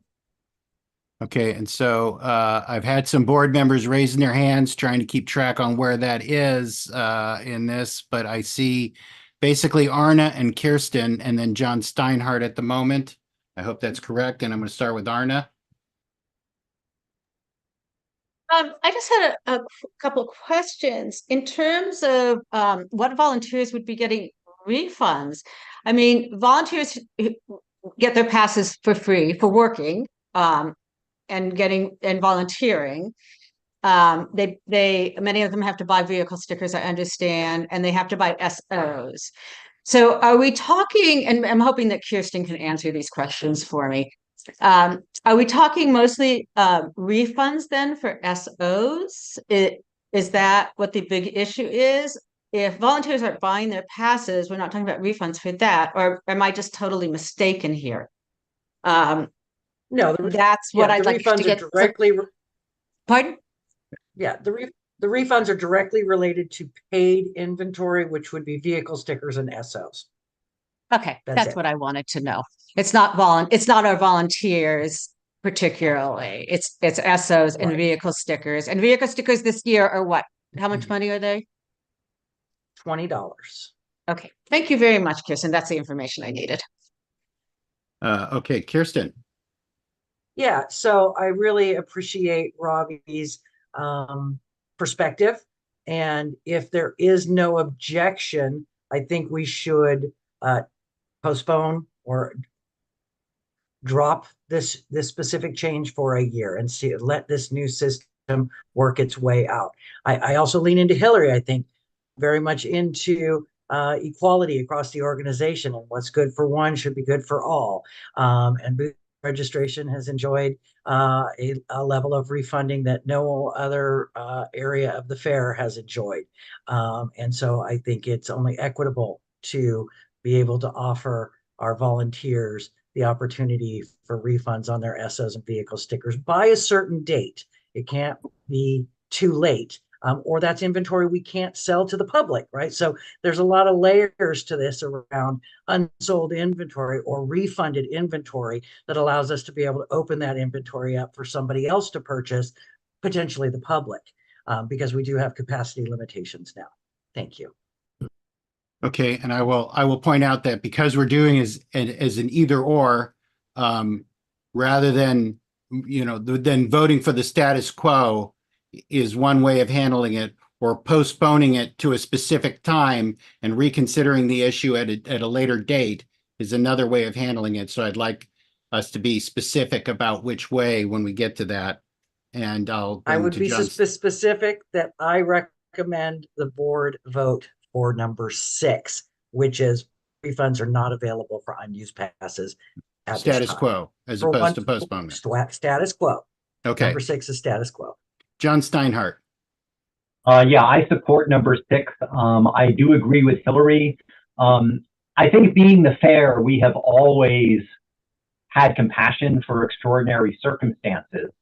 And this is one of the reasons why I wanted to change the order of these motions, because in the past, we've had a lot of people buy passes early to get ahead of the price increases and then decide they didn't want to use them and wanting to get them refunded. And now that people can buy passes later, it should be much less of a problem. At the moment, we're not a money-making event. You can't go buy tickets to go see Taylor Swift and not show up and ask for your money back. We really can't afford to do that either right now. I think in extraordinary circumstances, I'm sure we can manage a refund, but as a general policy, I don't want to do that. And even though it's skipping ahead, it's a little bit different for booths, because if a booth doesn't show up, if something happens to a vendor, usually that booth is filled anyway. We're not an airline where we charge twice for the same seat if somebody doesn't show up. So I think booth refunds are a little bit different in that regard. Thanks. Thank you. I see Paxton's hand is down. So Teresa, correct, Paxton? Okay, so Teresa. I'm just wondering about approving 5, but not starting till 2025. giving everybody enough time to think about what that would look like. I do appreciate Hillary's point, but I'm wondering if maybe people, is it just a matter of it's too much this year, but it's a good idea? In which case, can we get it done? Or is it maybe not a good idea at all? So I don't really feel clear about people's opinion on that. So anyway. Okay, so I would love to just put the motion on the floor. It's been posed more as an open question. Is there any, so basically you're asking the group if there is interest in amending this to adopt policy 5 with a start date in 2025. And Arna, your hand is up.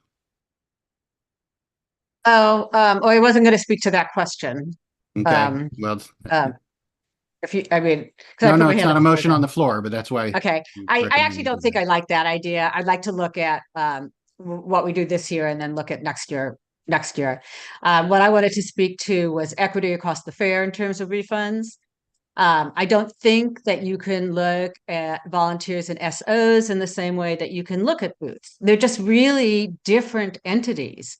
And even within booths, you can't really look at crafts booths the same way that you look at food booths. And I made a mistake on that, which will come up when we go look at 7 and 8. But I just, in terms of looking at equity, you just can't treat everybody the same. It's just that, because they're not. They're just different groups of people here. So, but we should try to develop equity, as much as we can. Although this year I am going to support number 6 for this year. And then we can look at what else. Next year we can look at other options if we want. John Steinhardt. I don't support adopting 5 and with a future date for implementation. If we want to do it next year, we can propose a guideline change next year. I think that's the process for doing that. Okay, thank you. And Lisa Parker. Well, I'm gonna say the opposite. I am really in favor of equity for the volunteers being able to get refunds. I know that the current system now, if you pay for an SO pass and that person can't come, there's the whole name change process. And I really like the idea of that actually going through the fair so that we can better track where those are going. And I think that that's probably more equitable as well. And I would actually support an amendment to this to implement in 2025, just so that we have a heads up that this is coming, but we also give some grace this year to inventory crew to get used to all the new changes. So I would like to propose an amendment. Okay, so you would like to propose to amend the motion to adopt 5 with an implementation date of when in 2025? November, is there a specific, or for the 2025 Oregon Country Fair? For the 2025 Oregon Country Fair. Is there a second to that motion? I think I'm seconding it. Second. Okay. I encourage you to follow this process. We can have efficient conversations, but now the subject of conversation is, should we do this for 2025 so everybody can talk about the same thing? So right now, what we have is an amendment to the motion to adopt number 5, offering refunds to crew volunteers not to be implemented until the 2025 Oregon Country Fair. That is a topic of conversation. And Sue, would you like to speak to that? No. No. Okay. We'll come back to you depending on how the amendment comes out. Is there anyone who wants to speak to that? I would go to member input. Does Robbie have any time left? You missed AJ. Yeah. Oh, You AJ? missed AJ. Sorry, AJ? Yeah, I had my hand up because as we speak about this, this is one of them I'm going to call a privilege and whatever the word is that we're using a lot of the words equity. And I just want us to remember that in this organization, we're dealing with some pretty serious topics around equity. And so I'm hoping that in this conversation, as we continue, that we can be more creative with our language, so it doesn't get into overusing a word that that doesn't fit what we're talking about here. I think there are two different business practices. How crews get how they get their passes and how a food booth gets their passes. Those are two different things. And so when we're discussing this, I'm just asking if you're going to use the word equitable practices or whatever, that we really consider that, like, that we stick to, like, I don't know. I found myself triggered. Treat them equally? Yeah. Okay, I understood. To express that out there, that let's just be careful around the language around that. Okay. So coming back, I'd like to, given Robbie's position on inventory, is there any objection to letting Robbie speak? I'm not sure what her time limit is here as a member, but inventory is obviously involved in this motion if there's no objection. Go ahead, Robbie. I'll be super, super fast. I think there's a lot. I think it's a good idea to have the fair involved in the handoff. I like that idea, but I think maybe a straight refund is not the way. So I'd like to see us say no and come back to the drawing board next year with really good ideas when we have a little bit more time to like just drill down on this issue specifically. That's it. Okay, thank you. Is there any other member input on this? I'm going to ask if there's any member input on the amendment to implement in 2025. Okay, seeing none. John, do you have your hand up on this, on the amendment? Yes. Okay, Yes. go ahead. I was gonna suggest that we vote no on the amendment. While I think it's a good idea, there's a lot of really heavy lifting going on in the background right now to make new processes work. I don't know where we're going to be next year, and I really don't want to commit to something that we would have a lot of trouble delivering. So I'd really like to revisit this next year when we know what's going on, as opposed to committing ourselves to doing something that might really be difficult. Is there any further board discussion on the amendment? Last call for board discussion on the amendment. Hearing none, we're going to go to a vote. And we'll go Kevin. A vote for yes is a vote to accept the amendment and move this as allowing refunds implemented in 2025. A vote to no is to go back to the original either or choice. Kevin. No. That's No. enough for me. Arna. No. Teresa. Wow. No. Okay. I that's really fine. like your thoughts. Thanks, everybody.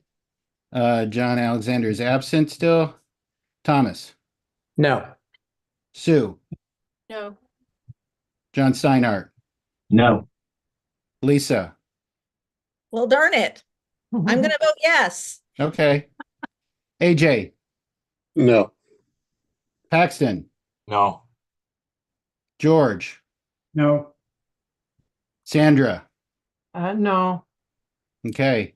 And I'd like to encourage everyone to continue with that process. There's no shame in posing something that doesn't get voted in. Helps clarify the conversation. So now we are back to allowing or not allowing crew refunds this year. Is there any further board discussion? Sue, go ahead. I want us to be able to allow volunteers to get a refund, just like I'm hoping that we can do the same for the booth folks. I think it's fair. Thank you very much. AJ. Now, I'm learning new processes here now, Stephen.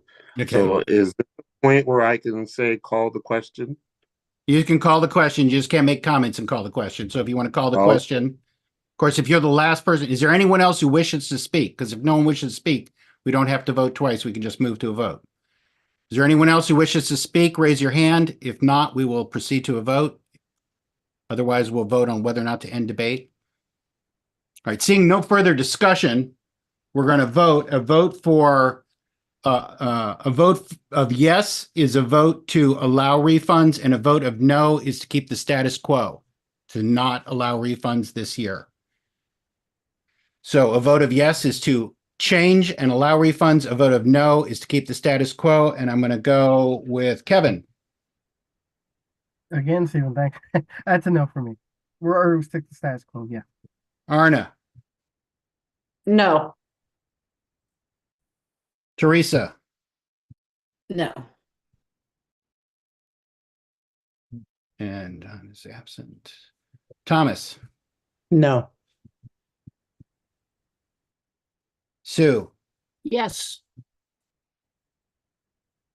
John Steinhardt, No.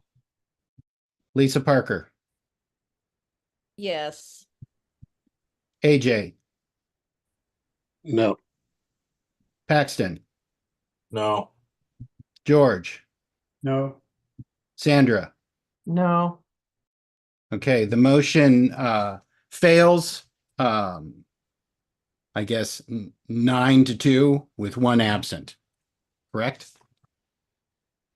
And the no votes were, well, you can record that. You got that all, Kirsten? Moving on to 7 and 8. Is there any objection to considering these as an either or choice?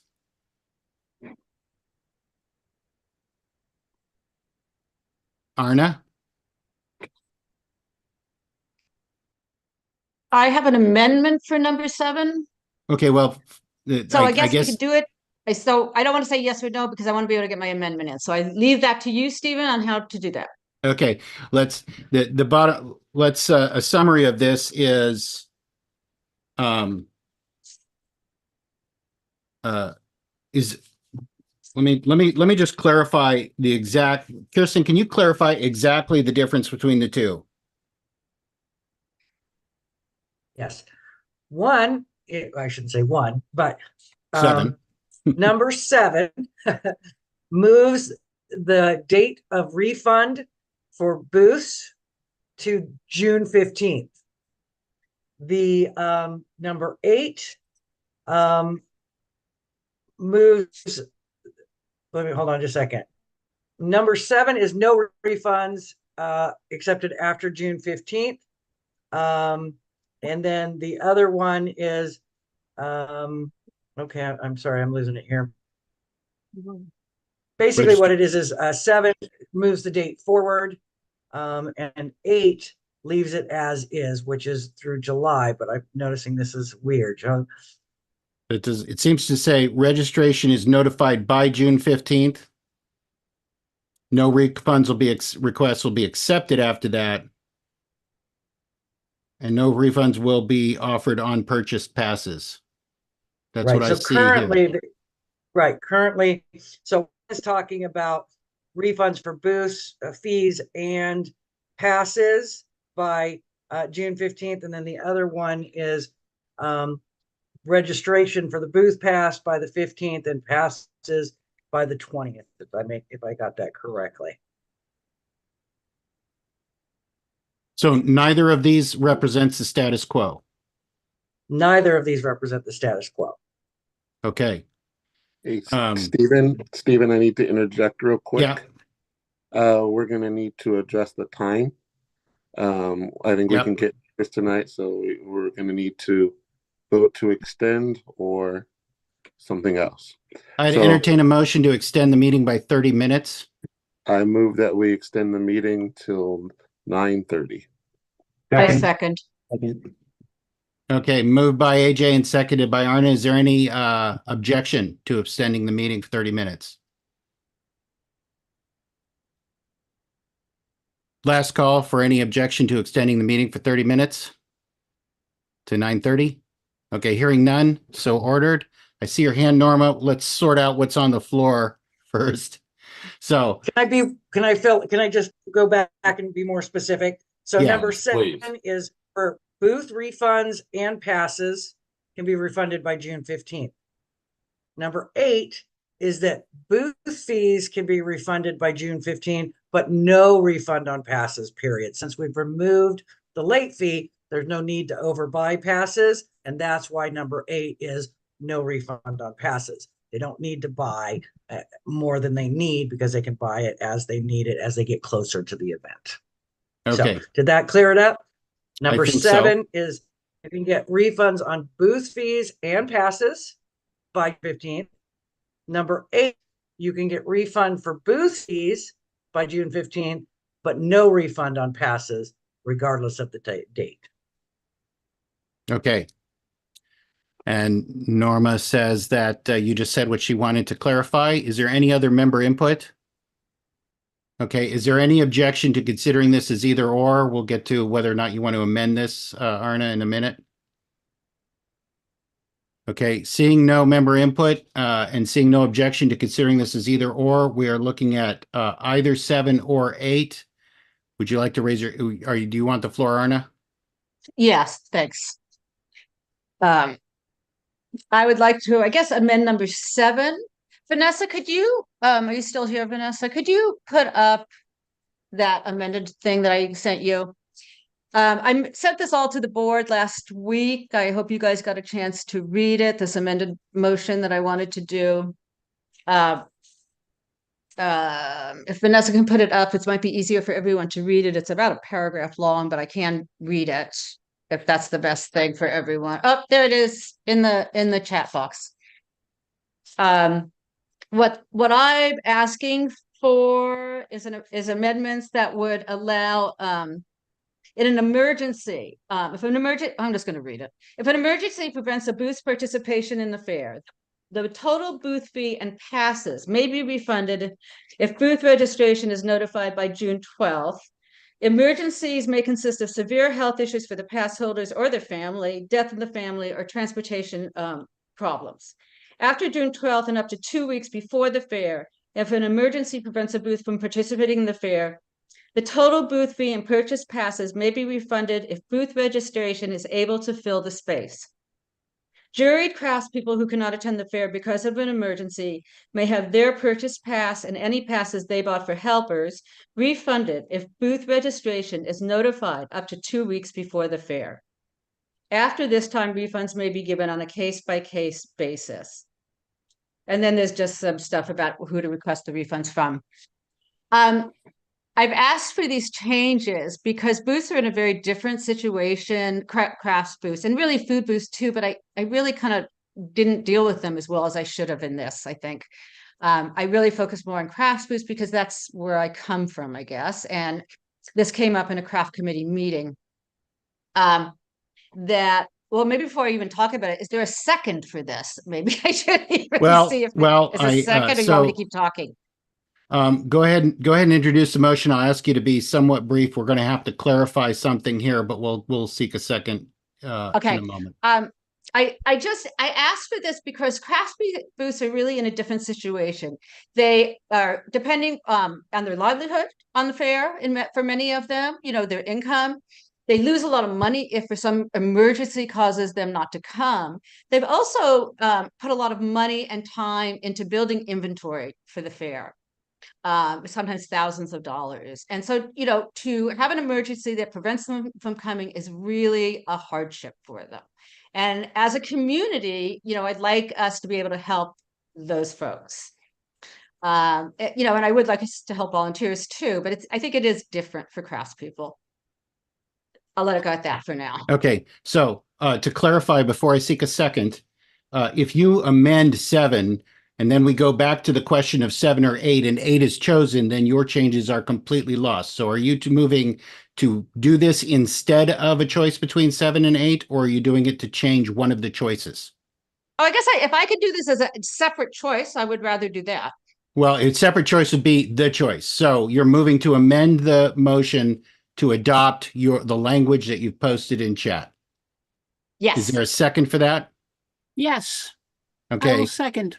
Moved by Arna and seconded by Sue. So the discussion now is whether to adopt the motion that is posted in chat.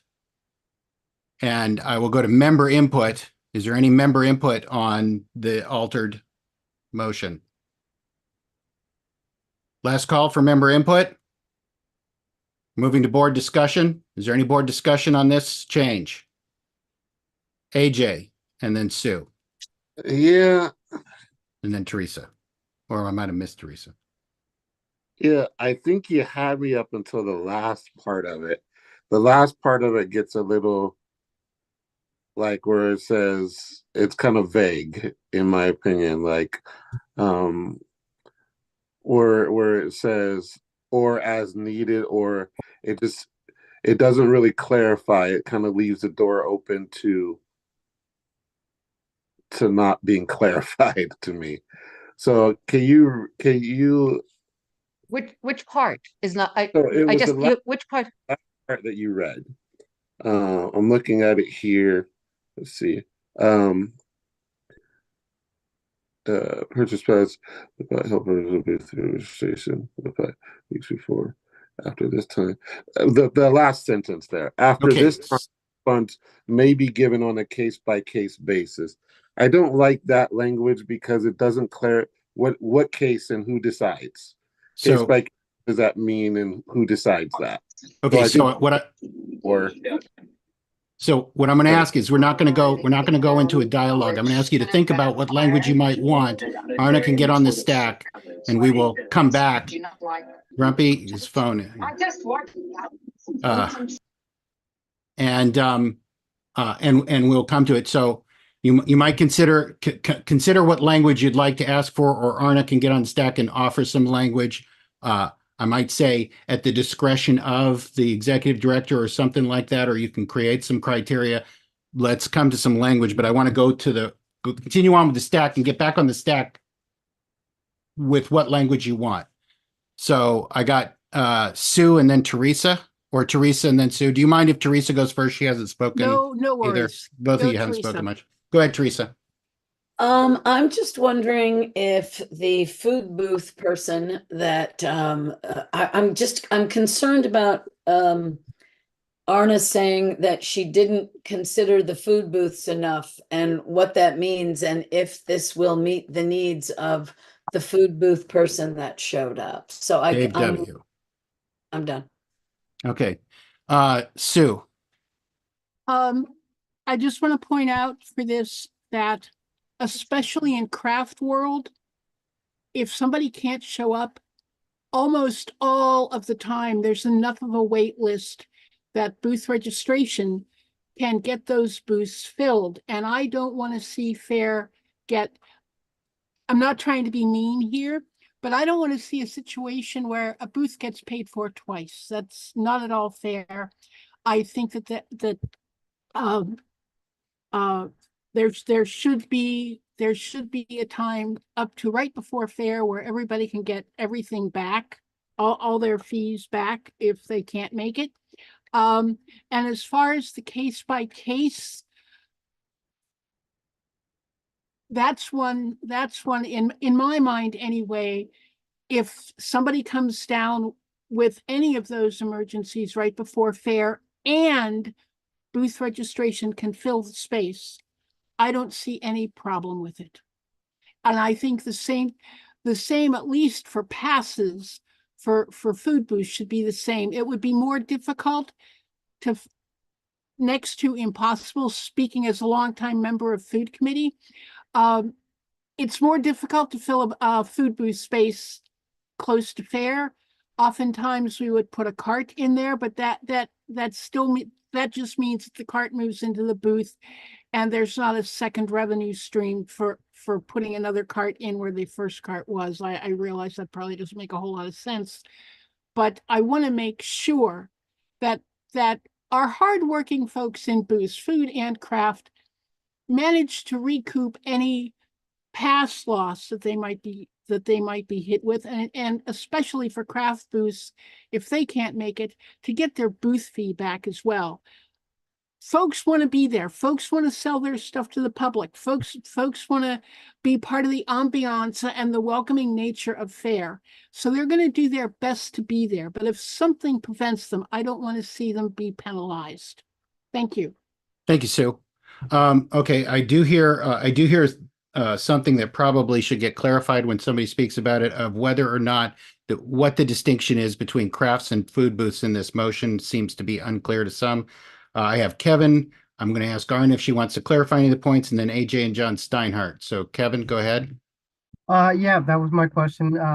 Does this apply to the food booth? And it feels like something that could apply to them possibly. And so I'd love to see that in place for them too, since definitely unique and somewhat the same. So thanks. So I'm going to ask Arna if she wants to clarify or address AJ's concern or clarify anything that's come up yet before Yes, going on to other I people. would. Yeah, I would.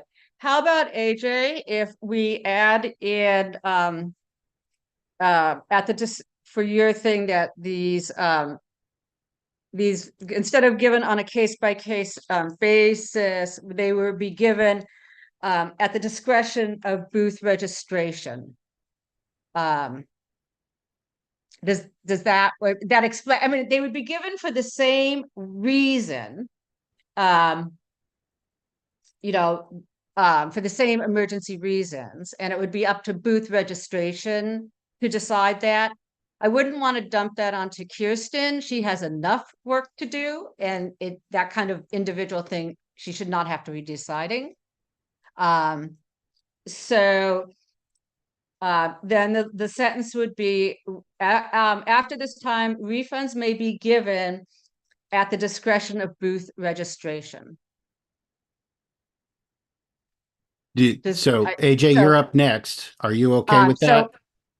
Sorry. I think you just add a little tidbit that just says, based on the same criteria after this date, and then finish because I just want to make it clear that there's not going to be a difference of criteria when somebody seeks one. Like, maybe given for the same criteria at this discretion. How about that? Yeah. Okay. Okay. So yeah, I have one. Can I clarify something else? Well, okay, but I want to get it on the floor and officially make a change. So. Okay, and then will you come back to me, or do you want me to go on? Sure. Why don't I come back to you? So let's just say you're moving to amend the motion to change the sentence to read what? Yes, because Sue has to agree with this. Yeah. Well, if we do it friendly, but yeah, I would actually like to just get a no objection. After this time, refunds may be given for the same criteria as above. At the discretion of booth registration. I think so. What Kirsten has up there needs to add using the same criteria. Maybe given for the same criteria as above. Refunds may be given for the same criteria. Okay, you've lost me 100%. After the word given. After the word given, okay. You're in the right sentence. Okay. For the same criteria as above. At this discussion of booth registration. Okay. And what I'd like to do is make this an amendment, ask for a second. Is there a second? Sue seconds it. Is there any objection? Do we have any discussion? Is there any objection to accepting this? And I can't see the chat now while we're sharing screen. Hang on. There we go. I'm stopping sharing. There we go. Okay. Is there any objection to this change? Seeing none, adopted by unanimous consent. And if I go back to my list now. Can I make one more clarification? Sure. Go ahead, Arna. And then John Steinhardt. That's something else that has come up about the food booth. And Hillary. Okay. Okay, where was this? So I'd like to change where it says juried craftspeople who cannot attend the fair because of an emergency. How about if we say what? If we have juried craftspeople cannot attend the fair because of an emergency. And food booth reps may have their purchase pass and any passes they bought for helpers refunded. That may help the food booths. I'm kind of doing this on the fly here, guys. Yeah. And where do you want this? Okay, so Enter, this submitted. this would go in,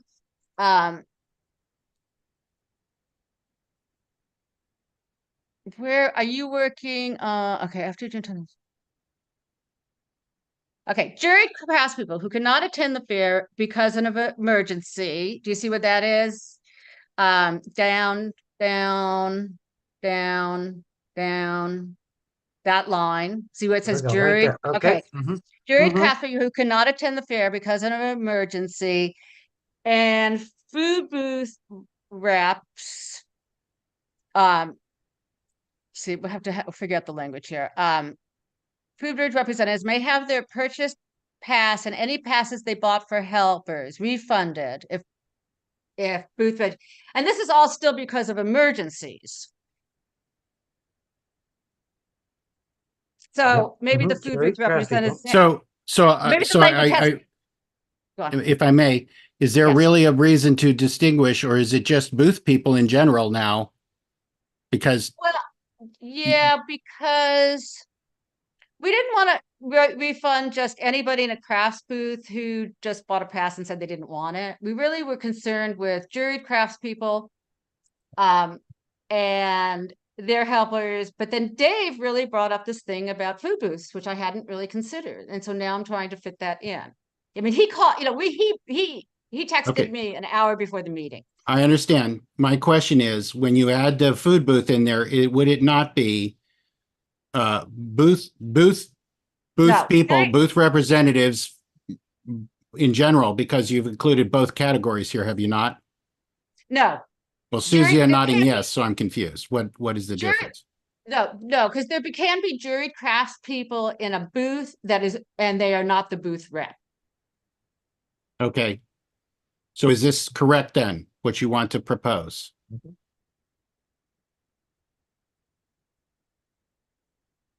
Yeah, I think that works. Okay, is there a second? Sue seconds. Moved by Arn and seconded to amend the motion to add "and food booth representatives" between emergency and may in that first paragraph. Is there any discussion?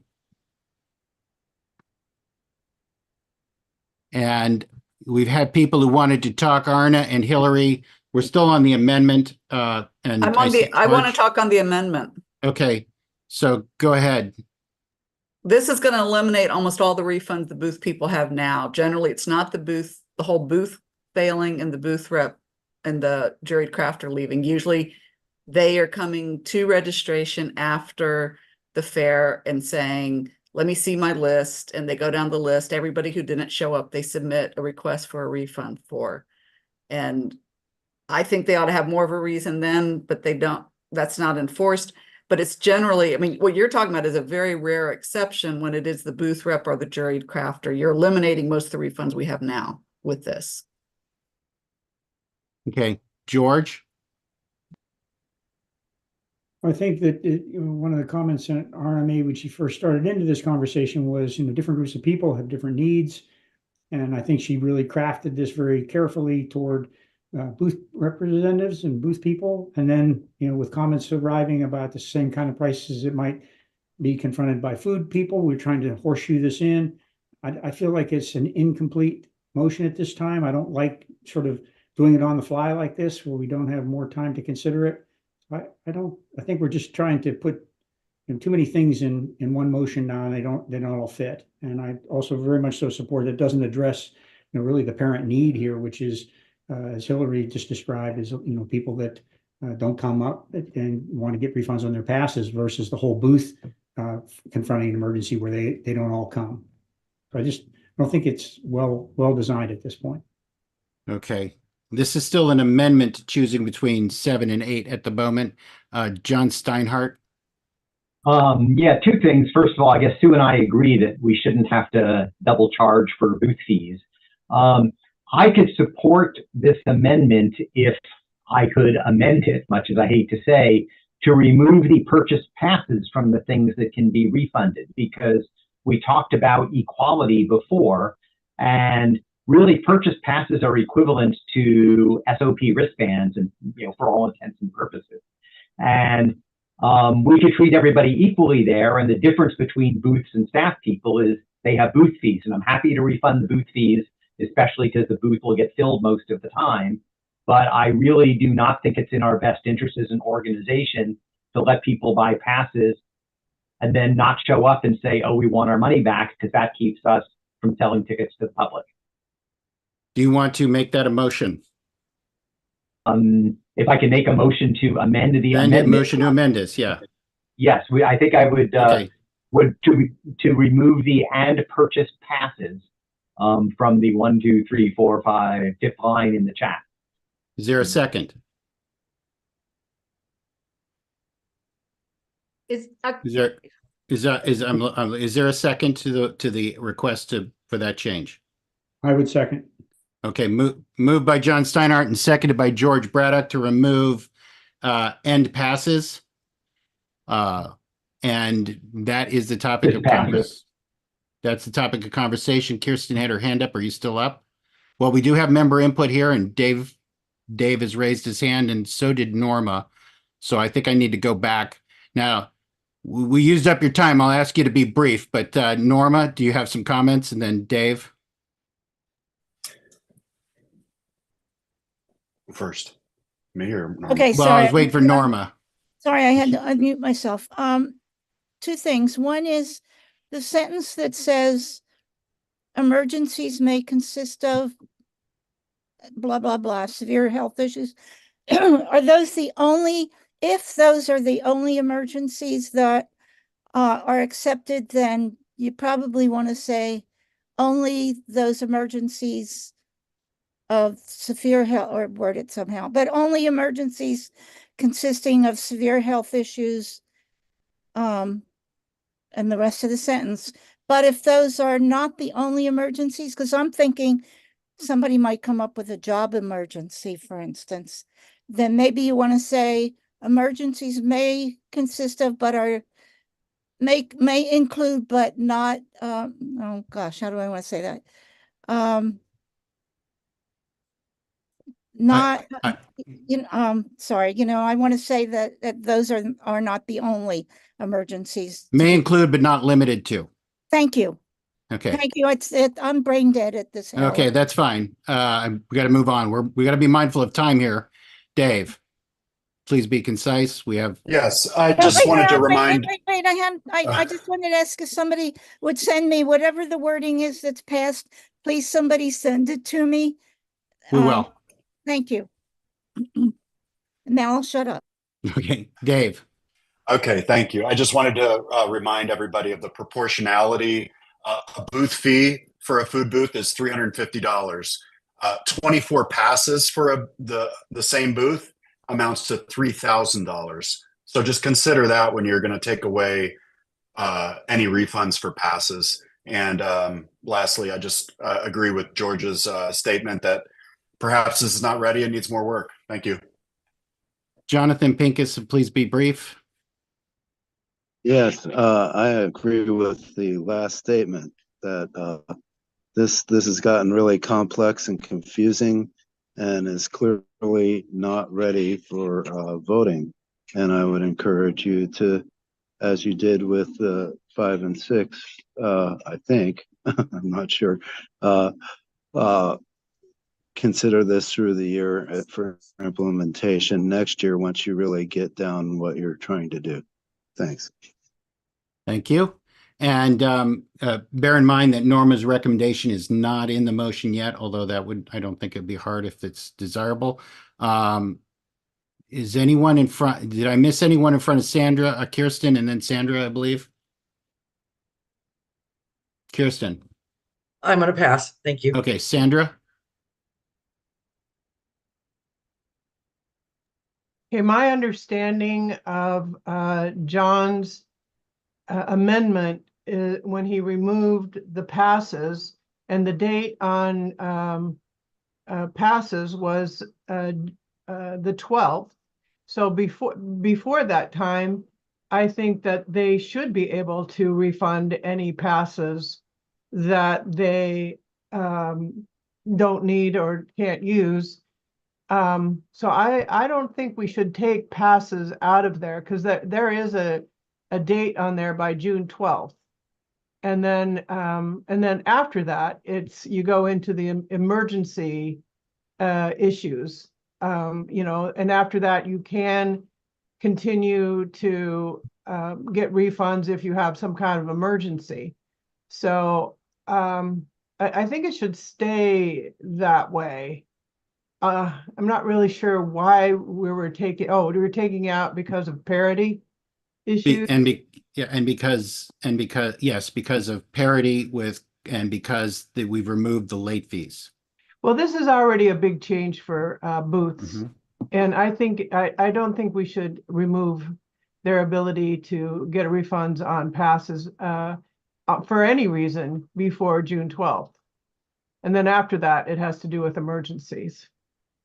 Does this change comport with your intent, John? To just move it to after June 12th? Well, I think the difference this year is that people don't have to buy passes early. They can show up on June 30th with a charge card from their phone and buy their passes. So it's very difficult and complicated and expensive for us to be giving refunds. It's a lot of work. And without late fees and things, people shouldn't buy passes until they know they're ready to use them. So I don't really think this makes sense. So the answer is no. In other words, removing your amendment is still to remove purchase passes from both for that reason, correct? Both before and after, to remove purchase passes. That's your amendment. Wait, can I ask a question? No, okay, wait, hold on. Okay. I'm trying to. So John is asking to remove purchase passes from the refund because there is no late fee. Is that correct, John? Yes, because you don't have to buy them. Okay. It's, Now I it's have not, on the stack. no late fee, but you don't have to give them to somebody, to give them to somebody else, to give them to somebody else. You can So they buy never your- have to buy them till they use them. That's that. I want that to be clear. I have Sue and Paxton on the stack, and then Arna, you can be on if you like again. Sue. If a booth cannot make it,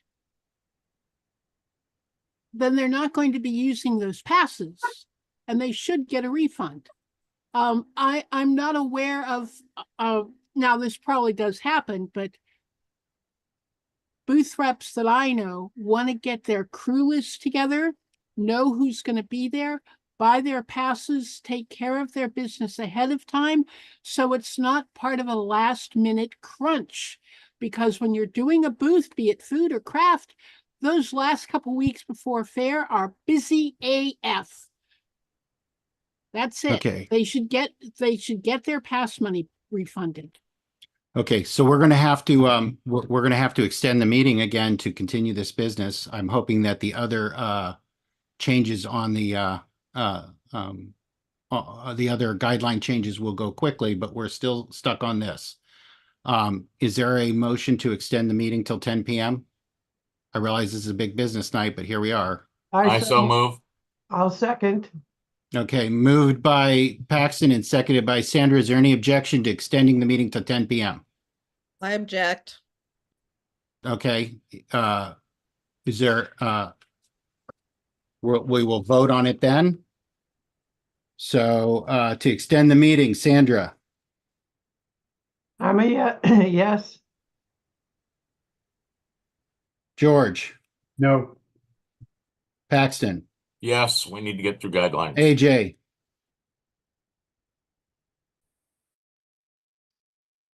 AJ, AJ dropped out. I just sent him the link again. He'll be back momentarily. okay, Lisa, No. John Steinhardt, Yes. Sue, Yes. Thomas Horn, Yeah. Teresa, Yes. Arna, Yes. Kevin, Yes. And is AJ back?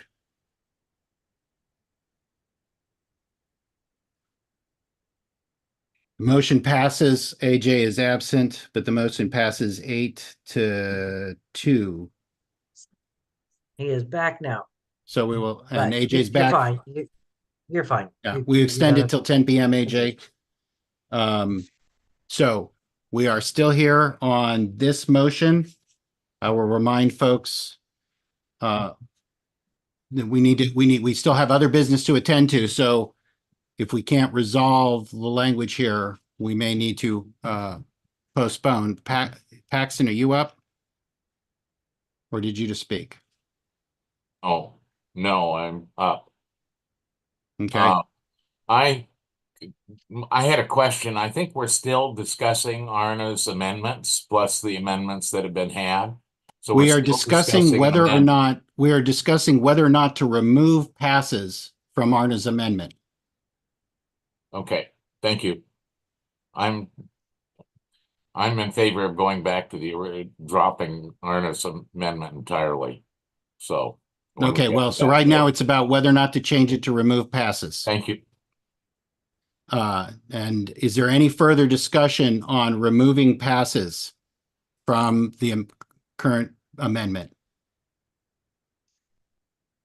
Last call. Arna, you looking to speak?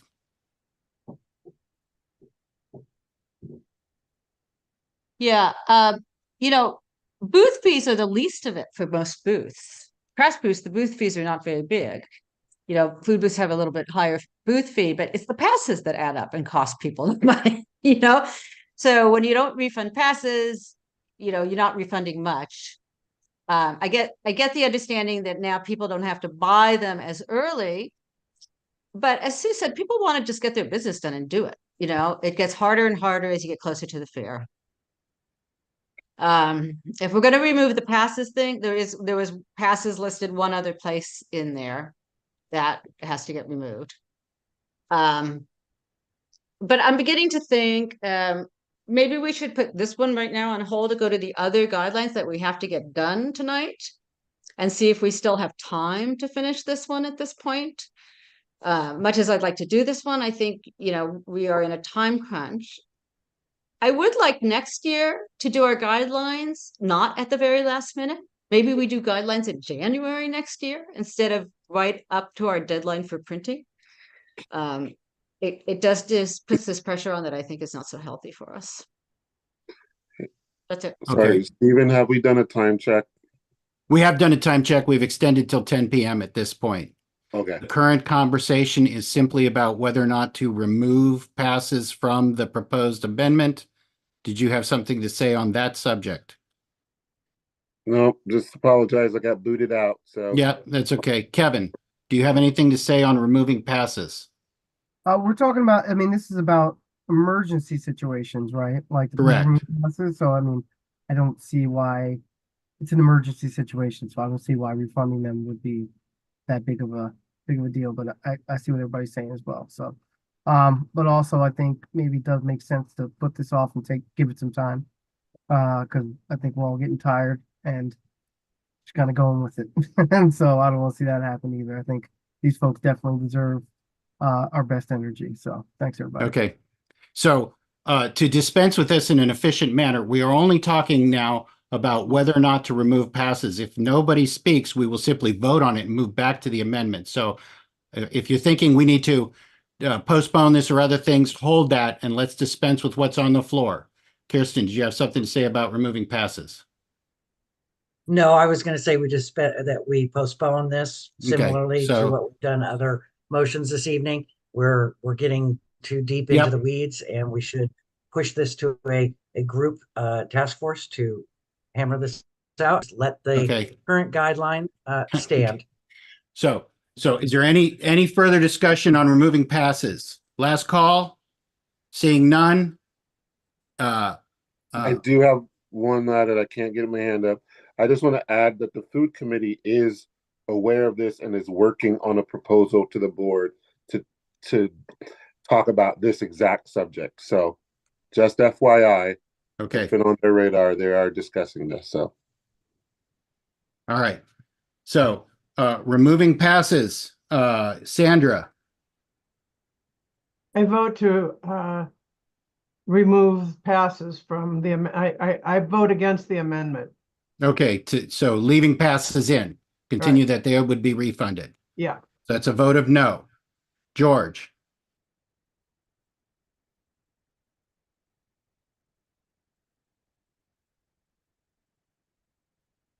I vote no. Paxton, No. AJ,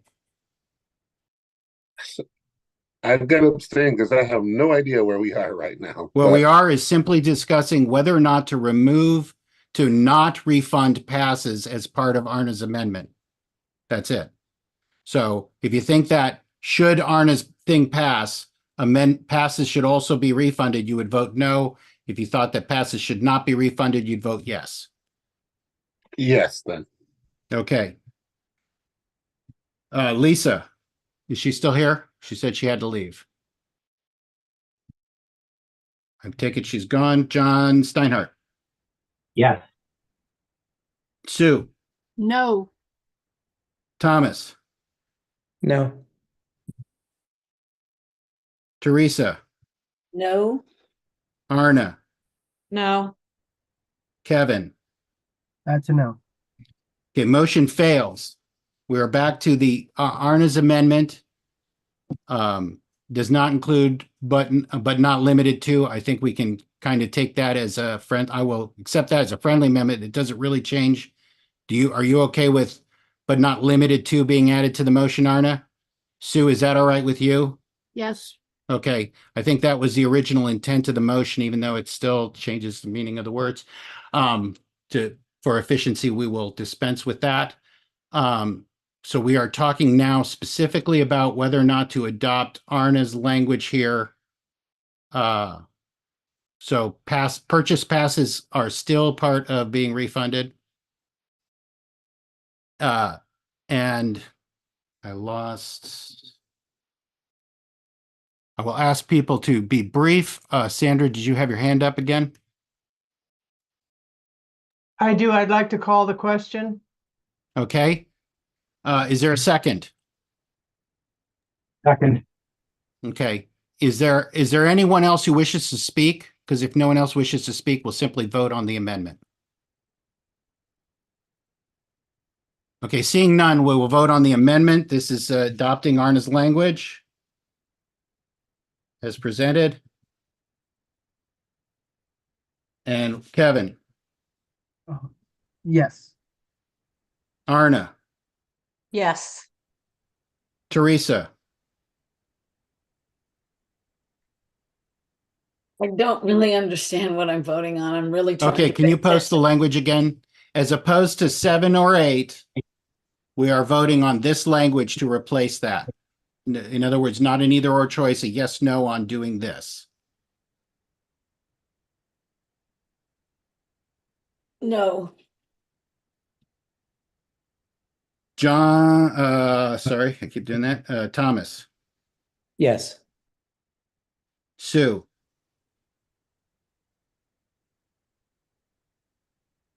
Sorry. Yes. John Steinhardt, No. AJ,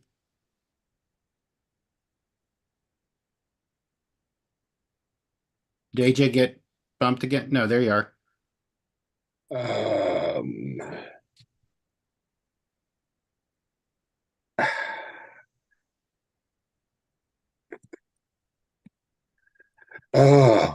So Stephen, can you clarify if you are stuck? What is the best part? If you're stuck, is abstaining a Abstaining will change. Abstaining will simply make your vote not count and also not count towards. That's not my question. My question is, if you are stuck in the middle here, is abstaining the way to vote in the process of Robert's rules or with the rules that we're using? Abstaining is not the same as a no vote because your vote no longer counts towards 2/3, but you won't actually change the total. So if you're stuck in abstaining is not taking a position. That would be a fair assessment of if that's where you are, then that's a fair response. Okay, thank you. I'm gonna abstain. Okay. And Paxton, Yes. George, No. and Sandra. Yes. Passed. So that did change it. So that does change the outcome. So that I see 6 to 9. Is that correct? With 2 absences. So 6 to 9 passes. So that makes that motion pass.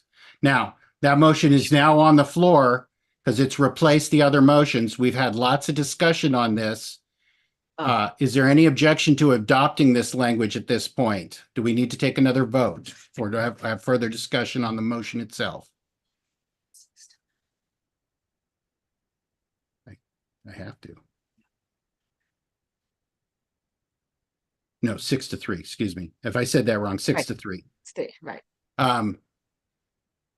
Paxton, My question here is the change of date that originally started this conversation, is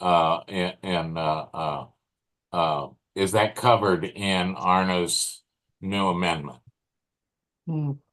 I believe the answer is yes. Is that correct? It's still the June 12th? And then the same June 20th and July 31st on the bottom. Thank you. Okay. Everyone agrees this is the motion on the floor. Last call for conversation on this motion. Seeing none, is there any, given that this is where we came to, is there any objection to adopting this motion? Do you want to, well, we have people who voted, let's just take a voice vote because we had people who voted no on the amendment. So this is a final vote of whether or not to adopt this language as the guideline for this year. Sandra, Yes. George, No. Paxton. What are we voting on? I'm sorry. We're voting, we voted to replace the motion with this. And since people voted no on the amendment, we're just having a formal vote to say, yes, we adopt this. So we're Okay, just, sorry. it's a Thank you. repeat of the amendment for formality reasons. Paxton, Yes. AJ, do you still abstain? I freaking hate this because I'm like,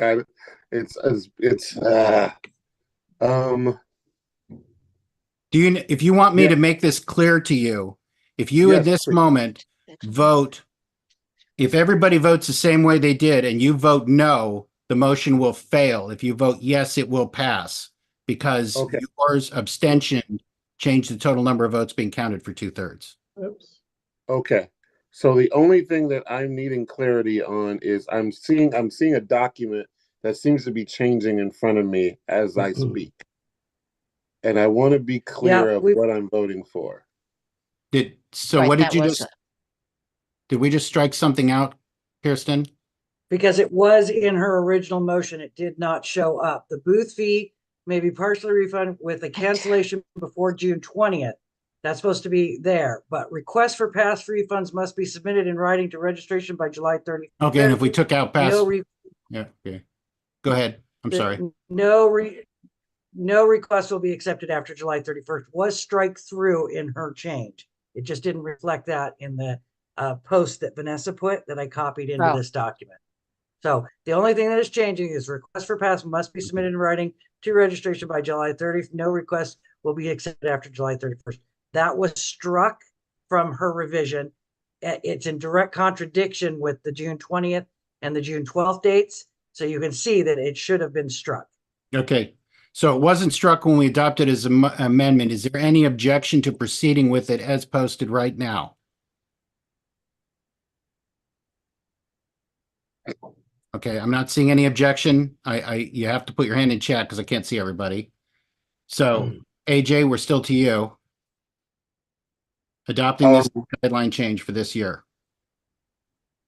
I have to abstain. I don't like the way this was pieced together. Sorry. Okay.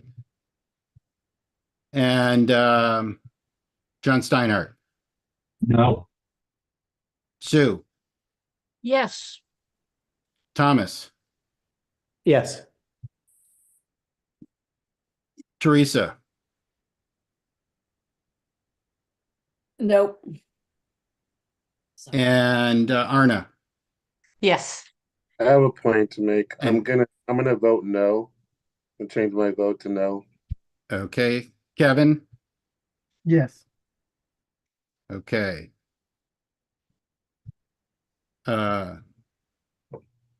Correct me then if I'm wrong, or check me here. That is 1, 2, 3, 4, 5, 6 against 1, 2, 4 failed. 3. What? Oh, because this 1, 2, 3, 4 no's now, correct? So that amendment fails. So we're back to a choice of 7 or 8, unless somebody wants to propose to postpone this. I would like to propose. You're not, to you're postpone. not back to 7 and 8 because you already replaced 7 and 8. No, that just failed. That was the Because vote before. AJ voted abstained on the amendment to replace it. You replaced Well, it actually, no, earlier. you're correct. Basically it failed, right? Right, 'Cause it failed. We're 'cause ready to go on to the next topic. the amendment passed on, and then, so this basically fails. You're correct. Thank you.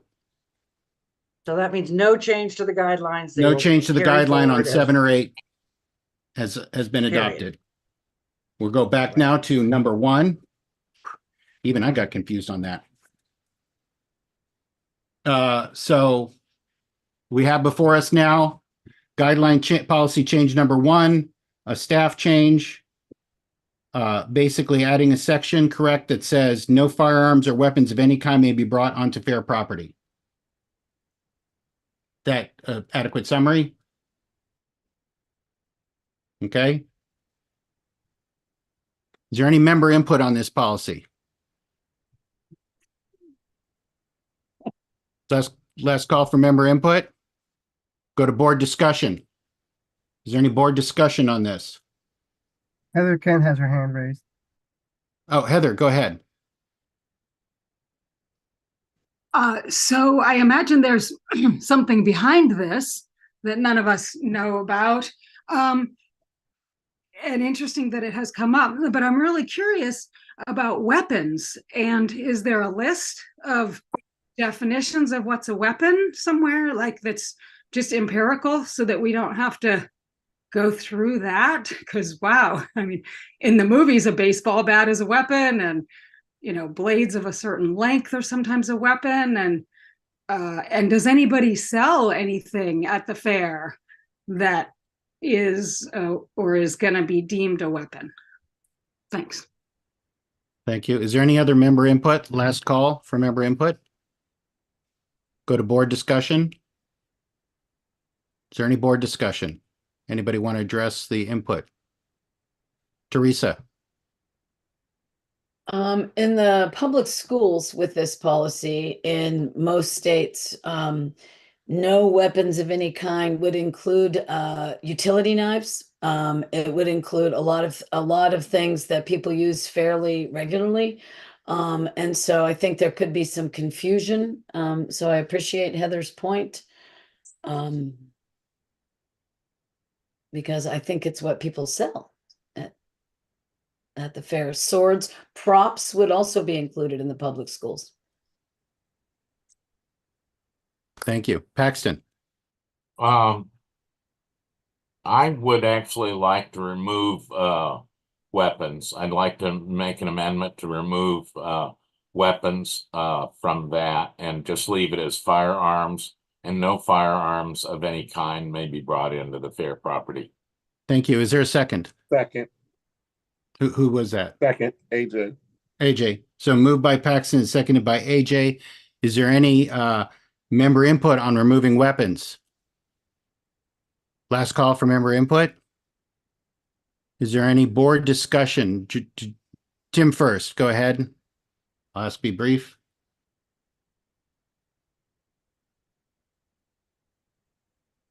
Tim? Trying to unmute. Unless weapons are clearly defined, there are a lot of tools used in constructing the stages, and also many jugglers use props that could be considered weapons. Thank you. Okay. Back to board discussion. George, did you want to address the amendment or save yourself for the main motion? I think that clarifying it as firearms of any kind is appropriate. AJ? You're muted. Oh, I just said Paxton beat me to it. Okay. Is there any further discussion on removing weapons and just making it firearms of any kind? Maybe no firearms of any kind may be brought to the fair. Last call. I haven't heard anyone speak against it. Is there any objection to the change removing weapons? Last call for an objection. Hearing none, the motion is amended by unanimous consent. Is there any discussion on the adoption of policy guideline change number 1?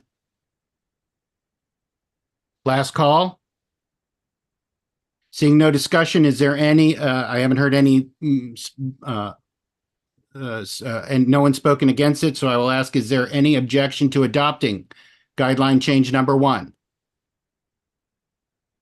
Last call. Hearing no objection. Policy guideline change number 1 is adopted by unanimous consent. Number 2. Can you summarize this one, Kirsten?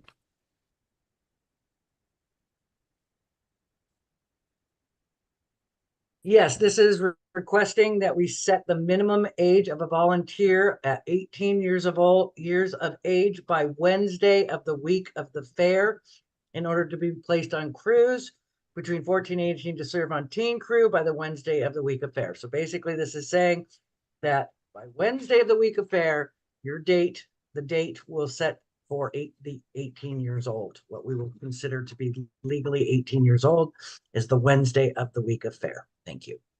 And can you describe to what extent does this change the status quo? Well, it changes because a lot of times we don't know what right now we don't know what that date is. So someone could be 17 and, would they be eligible to purchase an SO? Are they a teen? We want only 18-year-olds to serve on crews. You can't be 14 years old and actually take a volunteer position on a crew. You should be on teen crew. We have had crews that want to put 14-year-olds into actual crew positions. And we're saying those are minors, that you must be 18 years old to volunteer on a crew. And we'll use Wednesday of the week of fair as the qualifying date to determine the age of 18. Thank you. Is there any member input on this? We need to be concise. Johnny, I hope you can keep it brief. Thank you. I will try. Thank you. Hi, guys. I'm Johnny Whidden, coordinator for childcare. I want to comment on the policy that excludes 13-year-old teenagers from volunteering through teen crew. I personally have 2 twin girls who will be 13 at the time of fair, and each of my fellow coordinators have a 13-year-old, all of whom have been really looking forward to the magic moment when they could finally join the teen crew and contribute. While I understand why non-minor 19-year-olds might be excluded, I think we should think through excluding 13-year-old minor teens. I understand that the policy is driven by Oregon labor laws, and I know that that's a concern, but if I understand it, teen crew has had some trouble filling up since COVID. Childcare has struggled too, which has only amplified our need for teen crew volunteers. I have a suggestion that I'd ask to be considered. The childcare crew might be uniquely able to offer secure and supervised volunteer spots for 13-year-old teen crew volunteers. Rather than limiting their ability to participate and contribute, what if, as a policy, teen crews sent them to us if they indicated they were interested in working in childcare or working with kids? I get why it might be a judgment call to place a 13-year-old in, say, JYD or maybe in the kitchens, but childcare, I don't know. We could definitely put them to work. We'd be thrilled to work with management and the teen crew to consider this suggestion, and I'd be happy to discuss this offline anytime. Thank you very much for the work you're doing. You're doing great. Thank you very much. Is there any other member input on this guideline? Robbie? I know we have like no time left, so Probably, yeah. yeah. We've I'm just lost gonna track. say, I'm just gonna say, the status quo is a 19-year-old can be on crew. I know some people fudged that by putting in the wrong birthday, but that is the status quo. So we are pushing it back to 18 So we are going to be adding some confusion again to inventory by doing this. Okay, thanks, bye. Last call for member input, board discussion. Is there any board discussion on this guideline change? Teresa? And then John, excuse me, I think I missed you, John, but we'll get to you. I really appreciate, I think your name was Johnny. I think making a change that changes the date for people who have waited so long, and this was the year that it happened. 19-year-olds who thought they had one more year to find their crew position.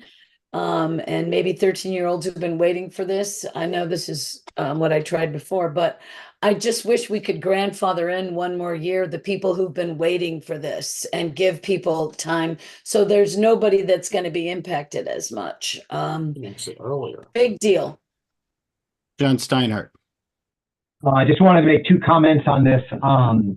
One of the reasons we're trying to choose the date at which we decide what age people are is I have been trying to get the board to do this since 1994 because I have always made up the date, and last year everybody fought me about what the date was. So it's nice to have that defined. I don't care about the teen crew ages as long as it's within the law. One of the reasons that we're making part of the reason we're making this change is we've had issues with certain crews putting teens on their crews without going through teen crew. And that causes us issue with liability release and child labor laws and all that sort of stuff. And we need to think about the organization as part of doing this. But if there's no legal reason not to change the teen crew ages, doesn't matter to me. Are you going to raise your hand, Kirsten? Yes, please go. Yeah. Oh, I still got that app on. This isn't changing the teen crew age. Teen crew has always been 14 to 18. They occasionally allow a 13-year-old. They occasionally allow a 19-year-old. Those haven't been in our guidelines. And they're fine if they want to do that on a case-by-case basis. But we are not redefining the age of teen crew here. Teen crew has never had 13-year-olds or 19-year-olds. But they occasionally have allowed 13-year-olds in and allowed 19-year-olds in. I just wanted to make that clear. This is clearly only about when someone turns 18. What is the date by which we will determine their age for purposes of entry into the fair and onto full crew positions? Thank you. Okay, is there any other discussion? I will ask, can you clarify for me here? We are talking about policy change 2. I just want to be clear that doesn't conflict with policy change 3, where I see teenage 13 and above and so forth without getting into it. Is there no conflict? That's all I care about, Kirsten, that we're not going to No, have we do require a wristband on Okay. anyone 13 and above. All right. No as long as wristband. as long as there's not a 12 conflict. and under. Yeah. No. Okay. So, I mean, it seems like they would conflict, but no, we're saying Yeah. anyone 13 or older must have a wristband on. 12 and Okay. under, we do not require a wristband. So we're still on policy guideline change number 2, identifying the date at which these ages change. We've been advised that that is not a that is not a change from the status quo in terms of who can participate. Board discussion. Is there any further board discussion? AJ, I call the question. is there any further board discussion? Last call. Seeing none, we'll just proceed to a vote. So I'm not ignoring these calls for a question, but if no one else has to speak, then we just go to vote on the motion itself. We don't have to do the following question. So, the motion to adopt policy guideline change number 2. We're going to do a voice vote just to be clear because there was no clear conversation on it. Sandra? I'm a yes. George?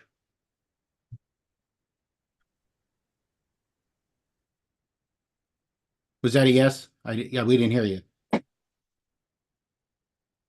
Hear me? Yes? Yeah. Yes? Yep. Paxton? Yes. AJ? Yes. John Steinhardt? Yes. Sue? Yes. Thomas, Yes. Teresa, Yes. Arna, Yes. Kevin. Yes. Okay, moving on to item number 3. Can you summarize this for us, Kirsten? We need to do another time check. Yep. And we have 2 more to go. We have 2 to go. Is you there a wanna do- motion to extend for 15 minutes? I move that we go until 10:15 and then we shut it down no matter what. Is there a second? Seconded, assuming we leave 1 minute for a bathroom break before Okay. continuing.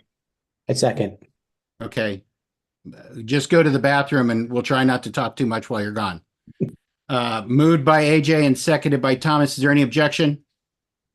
Last call for, I know John doesn't object because he's not here. So seeing no objection, the meeting will be extended till 10:15.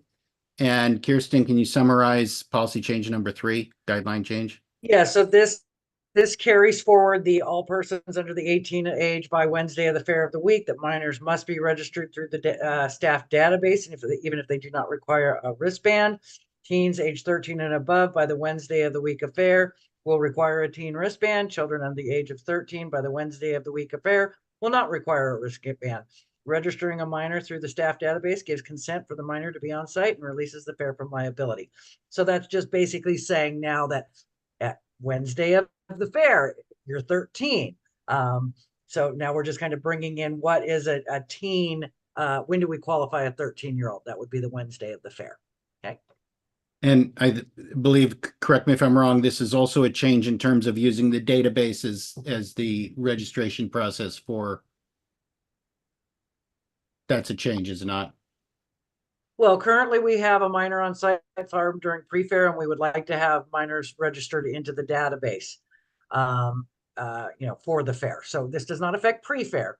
This affects during the 3 days. Mhm. So if a crew member is bringing their children, they should register them into the database. Yes.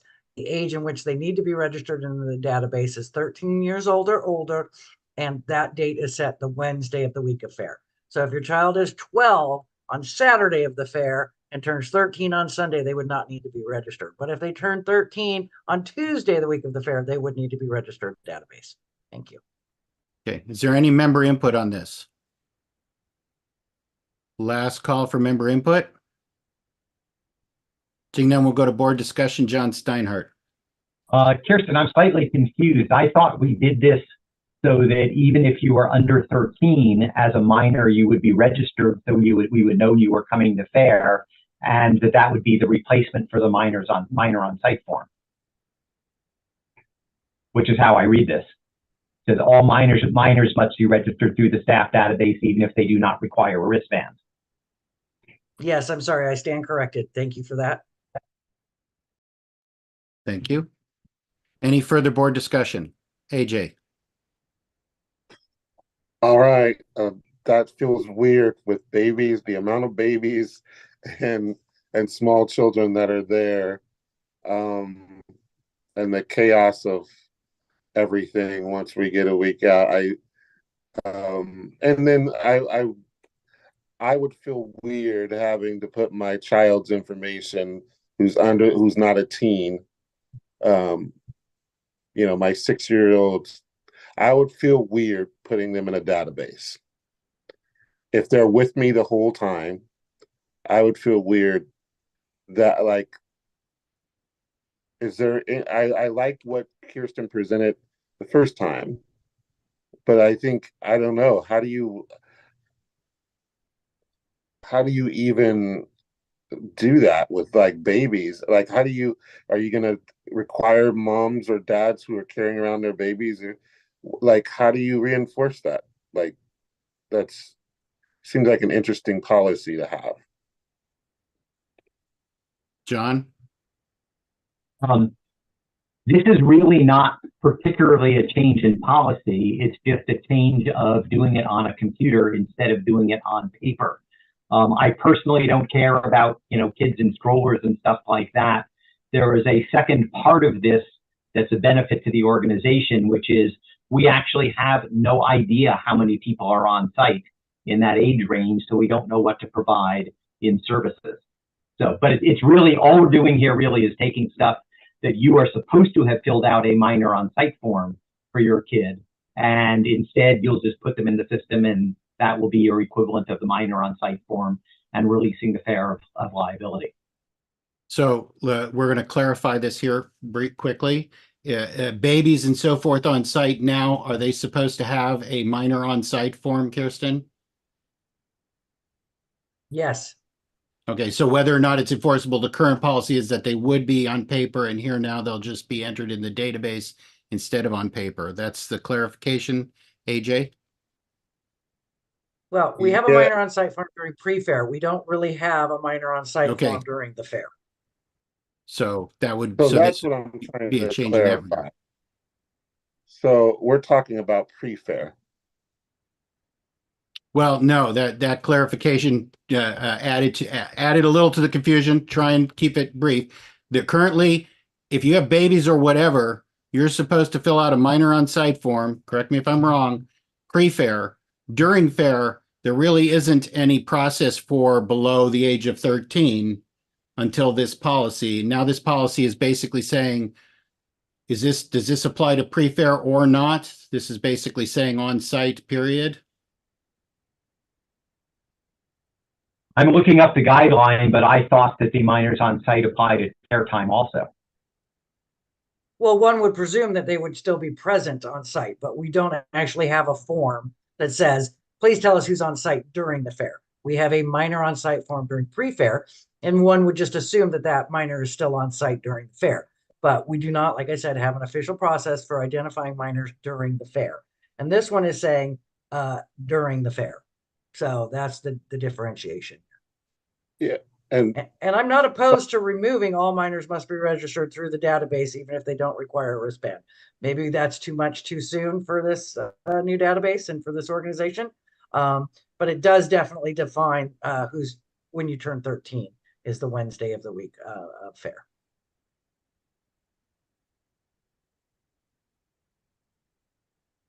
Okay, so do I have AJ, are you satisfied? I'm going to Teresa.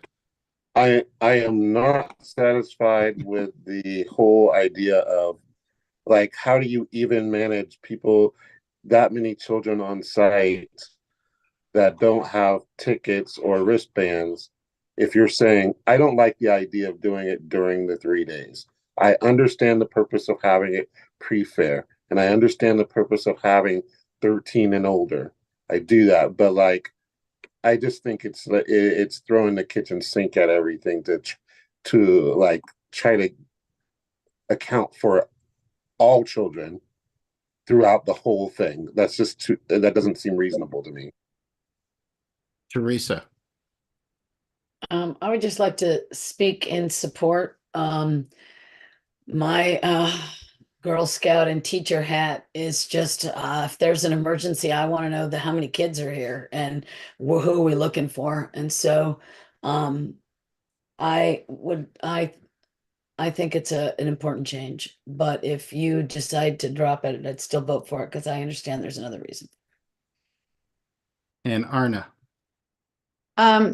I kind of like knowing how many kids are there. I mean, when I worked up at Fair Central, we got so many lost kids all the time. And, you know, it wasn't the 13-year-old kids that were lost that I worried about. It was the 6-year-olds that were being lost that I worried about. I mean, the 13-year-olds were out having fun. The 6-year-olds were actually lost. And having them in a database where we knew where they actually belonged when we found them, you know, or even younger kids who really couldn't articulate like where they lived at the fair. It would be really, you know, nice to know where they lived and you know, who they belong to and have all that information. Do we know where infants need to live? You know, where they have to go? Well, no, they're probably not off wandering around at night by themselves. You know, so I do support this. But, you know, if we need to put this off for another year, I can live with that too. But I think it is good to know where kids are and how many kids we have there. It's good information for us. So I support it. Thank you. Paxton. I support it. I think we need the information also. Thank you. Any further board discussion? Yeah, so are we talking just names? Are we talking pictures? Because I know a lot of 2 and 1 year olds that don't know their name. Like, what if the purpose is to pair them with a family, and you find a child roaming around the 8 who can't really talk or say their name to you, like a 2-year-old or a 3-year-old, or don't know their last name, and you're going in the database to find all the Joshes that are 3 years old. Like, it doesn't seem like that makes, unless you have a picture of them, how do you know? My name's Jimmy, I'm 3 years old. Okay, how many Jimmys out there? How many Johns out there? It's like, it doesn't, yeah. I just Okay, want is there a clarity. change that, can you, As a parent myself, I think this needs more work, because I don't want, I know that there are parents out there who live off the grid, who are protection, they don't want their child's name, nonetheless, their picture in a database anywhere. So, like, again, I understand 13, I understand the teenage years and older. I don't get the 1, 2, 3, 4-year-old, 5-year-old, 6. I don't get that. We already have a policy that says I'm going to finish up real quick. There's no time limit on board movement. We already have a policy that says if they're that age, they need to be with their parents or with a trusted person the whole time they're there. That fixes that issue. My question is there a change that will make this acceptable? Do you want to move to remove all minors must be registered through the staff database, even if they do not require a wristband? Would that make this acceptable?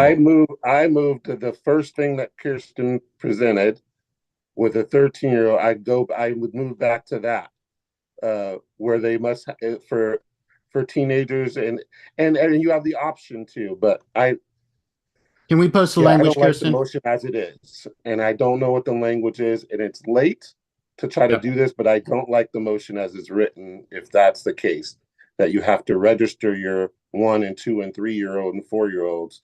Can you post the language, Kirsten?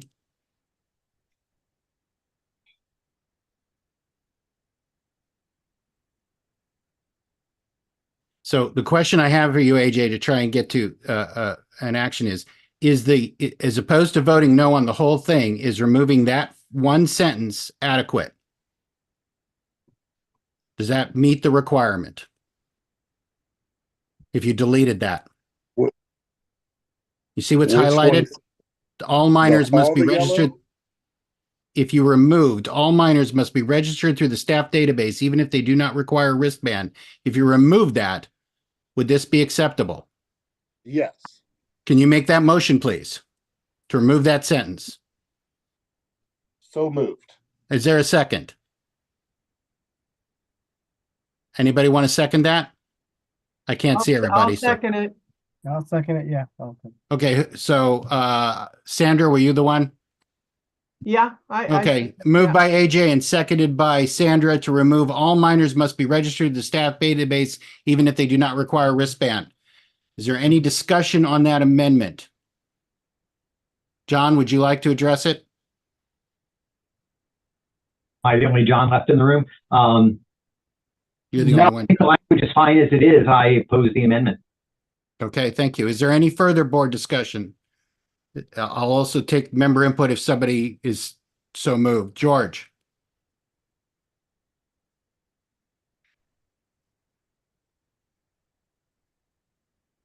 George? Yep. Can you hear me? Yep. Yeah. I think that there's an additional safeguard here. If the children are part of that database and a child shows up and even knows, any part of its name, which 2-year-olds will know their names and 3-year-olds will know their names, it seems like it's a way to begin to track back to their parents. I don't see the harm in including them in a database. I really don't. In fact, I tend to feel that there would be a greater sense of security for them.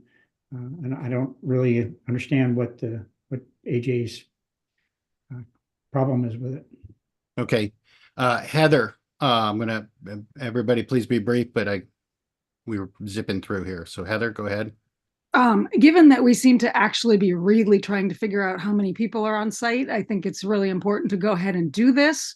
You may exempt infants and just figure out how old an infant is. And I would just remind everyone, from a resource perspective, that 12-year-olds poop just about as much as 20-year-olds. Thank you. Paxton. I think it's important to know who's on site and how many people we have, given we're trying to limit our population. So I'm in favor of this. Thank you. In favor I'm not of in favor of okay. the amendment. Yeah, okay. John Steinhardt. I just want to say that actually a lot of people already put their minor children in the database just for that reason. And even if a kid only knows their first name or their middle name, the database is searchable. And it's not just children. We actually have adults that show up that don't know their names either quite a bit. Arna, we're talking specifically about removing that sentence. Well, I don't see anyone who has their hand up behind me, but I'd like to call the question. So Okay, is there maybe we anyone could else go who to a wants to vote. discuss the amendment? Last call on the amendment? I have my hand up, but I will just say that my opposition is not Well, the question's Right. been called, so debate I called ends. the and question. If there's, yeah, if I just Okay, was gonna, so my hand was up after and previously in this meeting, anybody whose hand was up before. well, your hand was up. You're saying your hand was up before Arna? Exactly. If you look Okay, at then the go thing, it ahead. was up. I don't Okay. see it. I want to be clear about my objection to this is not about keeping numbers. All of those points are good. My thing is, how do we, like, I don't like making policy that we can't reinforce, that we can't enforce. And the only problem I have is once the public comes to this event and bring all of their children, like, there are so many children on site. How do we enforce this policy with people? I know for me, for 10 years, my kid came to me on Friday when the public was open because I worked pre-fair, so he wasn't with me. So how do we enforce that? How do we put that on staff or in a data, whoever is running the database? How do we enforce that in those situations? And I just want us to think about thinking that through, than to just make a policy like this and hope somebody else figures it out how to enforce it. Okay, thank you. So if there's no further discussion, we'll vote on the amendment. I don't see anyone else getting on the stack. So on the amendment, Sandra, to remove the sentence, this is to remove the sentence I vote no. regarding all minors. No. George,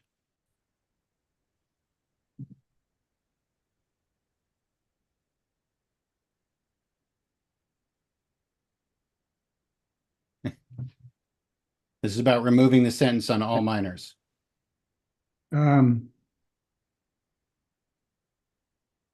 No. Paxton, No. AJ, Yes. Lisa. Oh, sorry. John Steinhardt, No. Sue, No. Thomas, No. Teresa, No. Arna, No. Kevin. I'm gonna have to go no. Thanks. Was that no? It's no. Okay. So the sentence of all minors being registered is still on. The motion is on the floor. Is there any further discussion on the main motion of adopting it as currently as published? Last call for board discussion on the main motion as published. Seeing none, we'll go to a vote. All those in favor of the, Sandra, we'll just go down. I'm a yes. George, Yes. Paxton, Yes. AJ, No. Steinhardt, Yes. Sue, Yes. Thomas, Yes.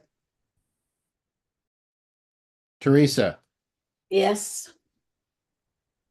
Arna, Yes. Kevin. Yes. Okay.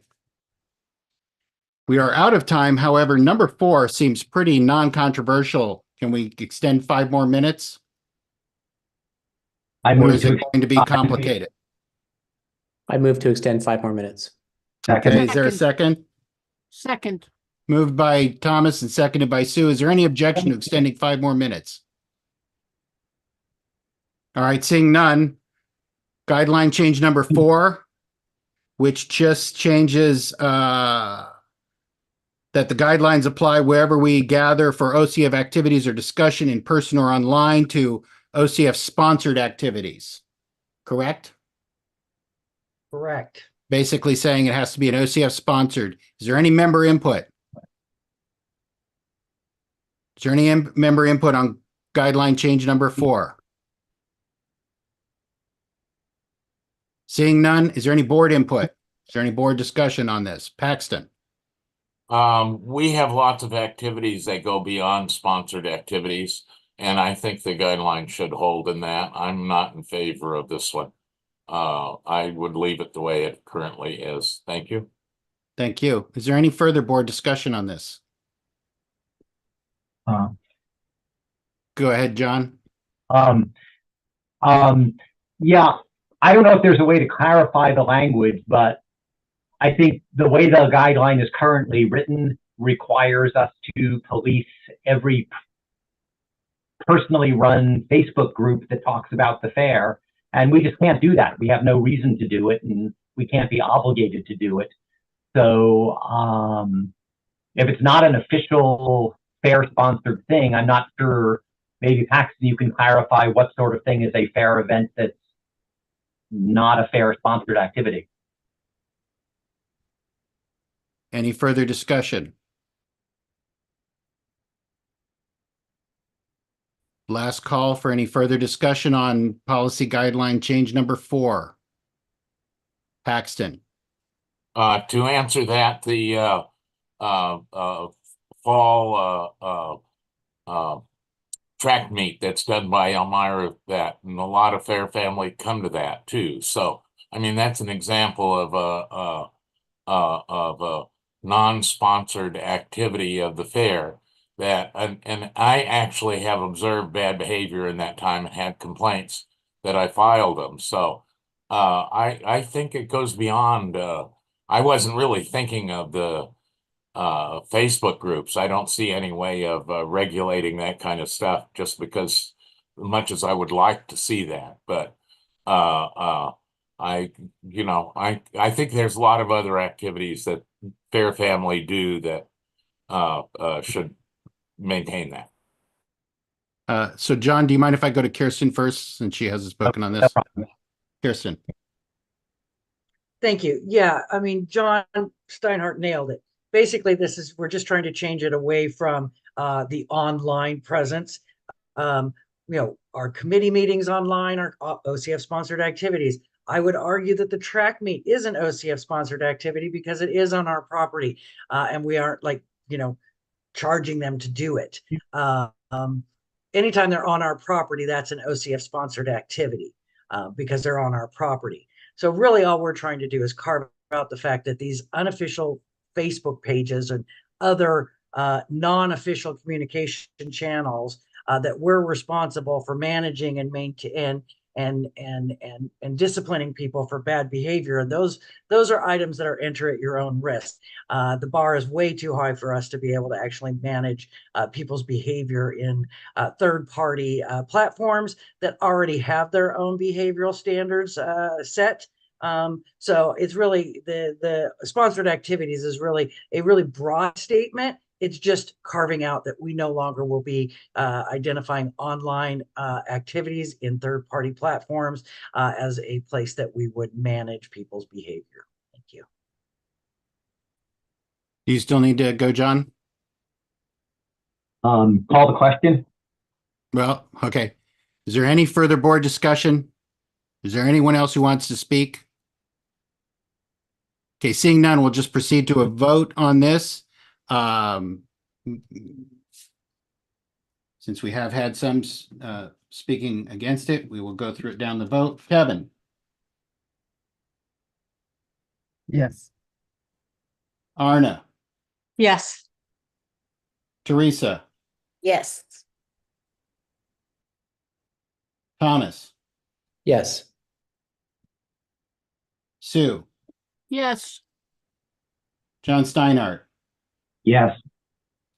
AJ, Yes. Paxton, Yes. George, Yes. Sandra. Yes. Okay, with that, that passes unanimously. And with that, I think our meeting has to come to a close. What I'm dodging is the meeting evaluation. So hopefully, we did our best. Hopefully we got through it. And, the next board meeting is Monday, March 4th, 2024 at 7 PM. And, do you want to take a minute for the president's piece? Nope. Good night, everybody. Have a Good great night, everybody. Thank you. You guys want to hear the bell or Meeting, not? Everybody. Yes. Yes to Do the it. bell. Oh, Well, Ring the Good bell. night, Hurry thank up. you, guys. Thank you Well, all. Night. there you go. See you guys. Great Thanks, work, Dean. everybody. Yeah, Thanks for good sticking job. with it. good job, Next meeting. guideline team, whoever you were. That was amazing. A Have lot a of Meeting. great trip, Thank you all. Kirsten. Thank you. Thank you, everybody. Good work. Next Yeah. meeting will be boring. Next meeting will be boring. There's a promise. This was poor. Big thank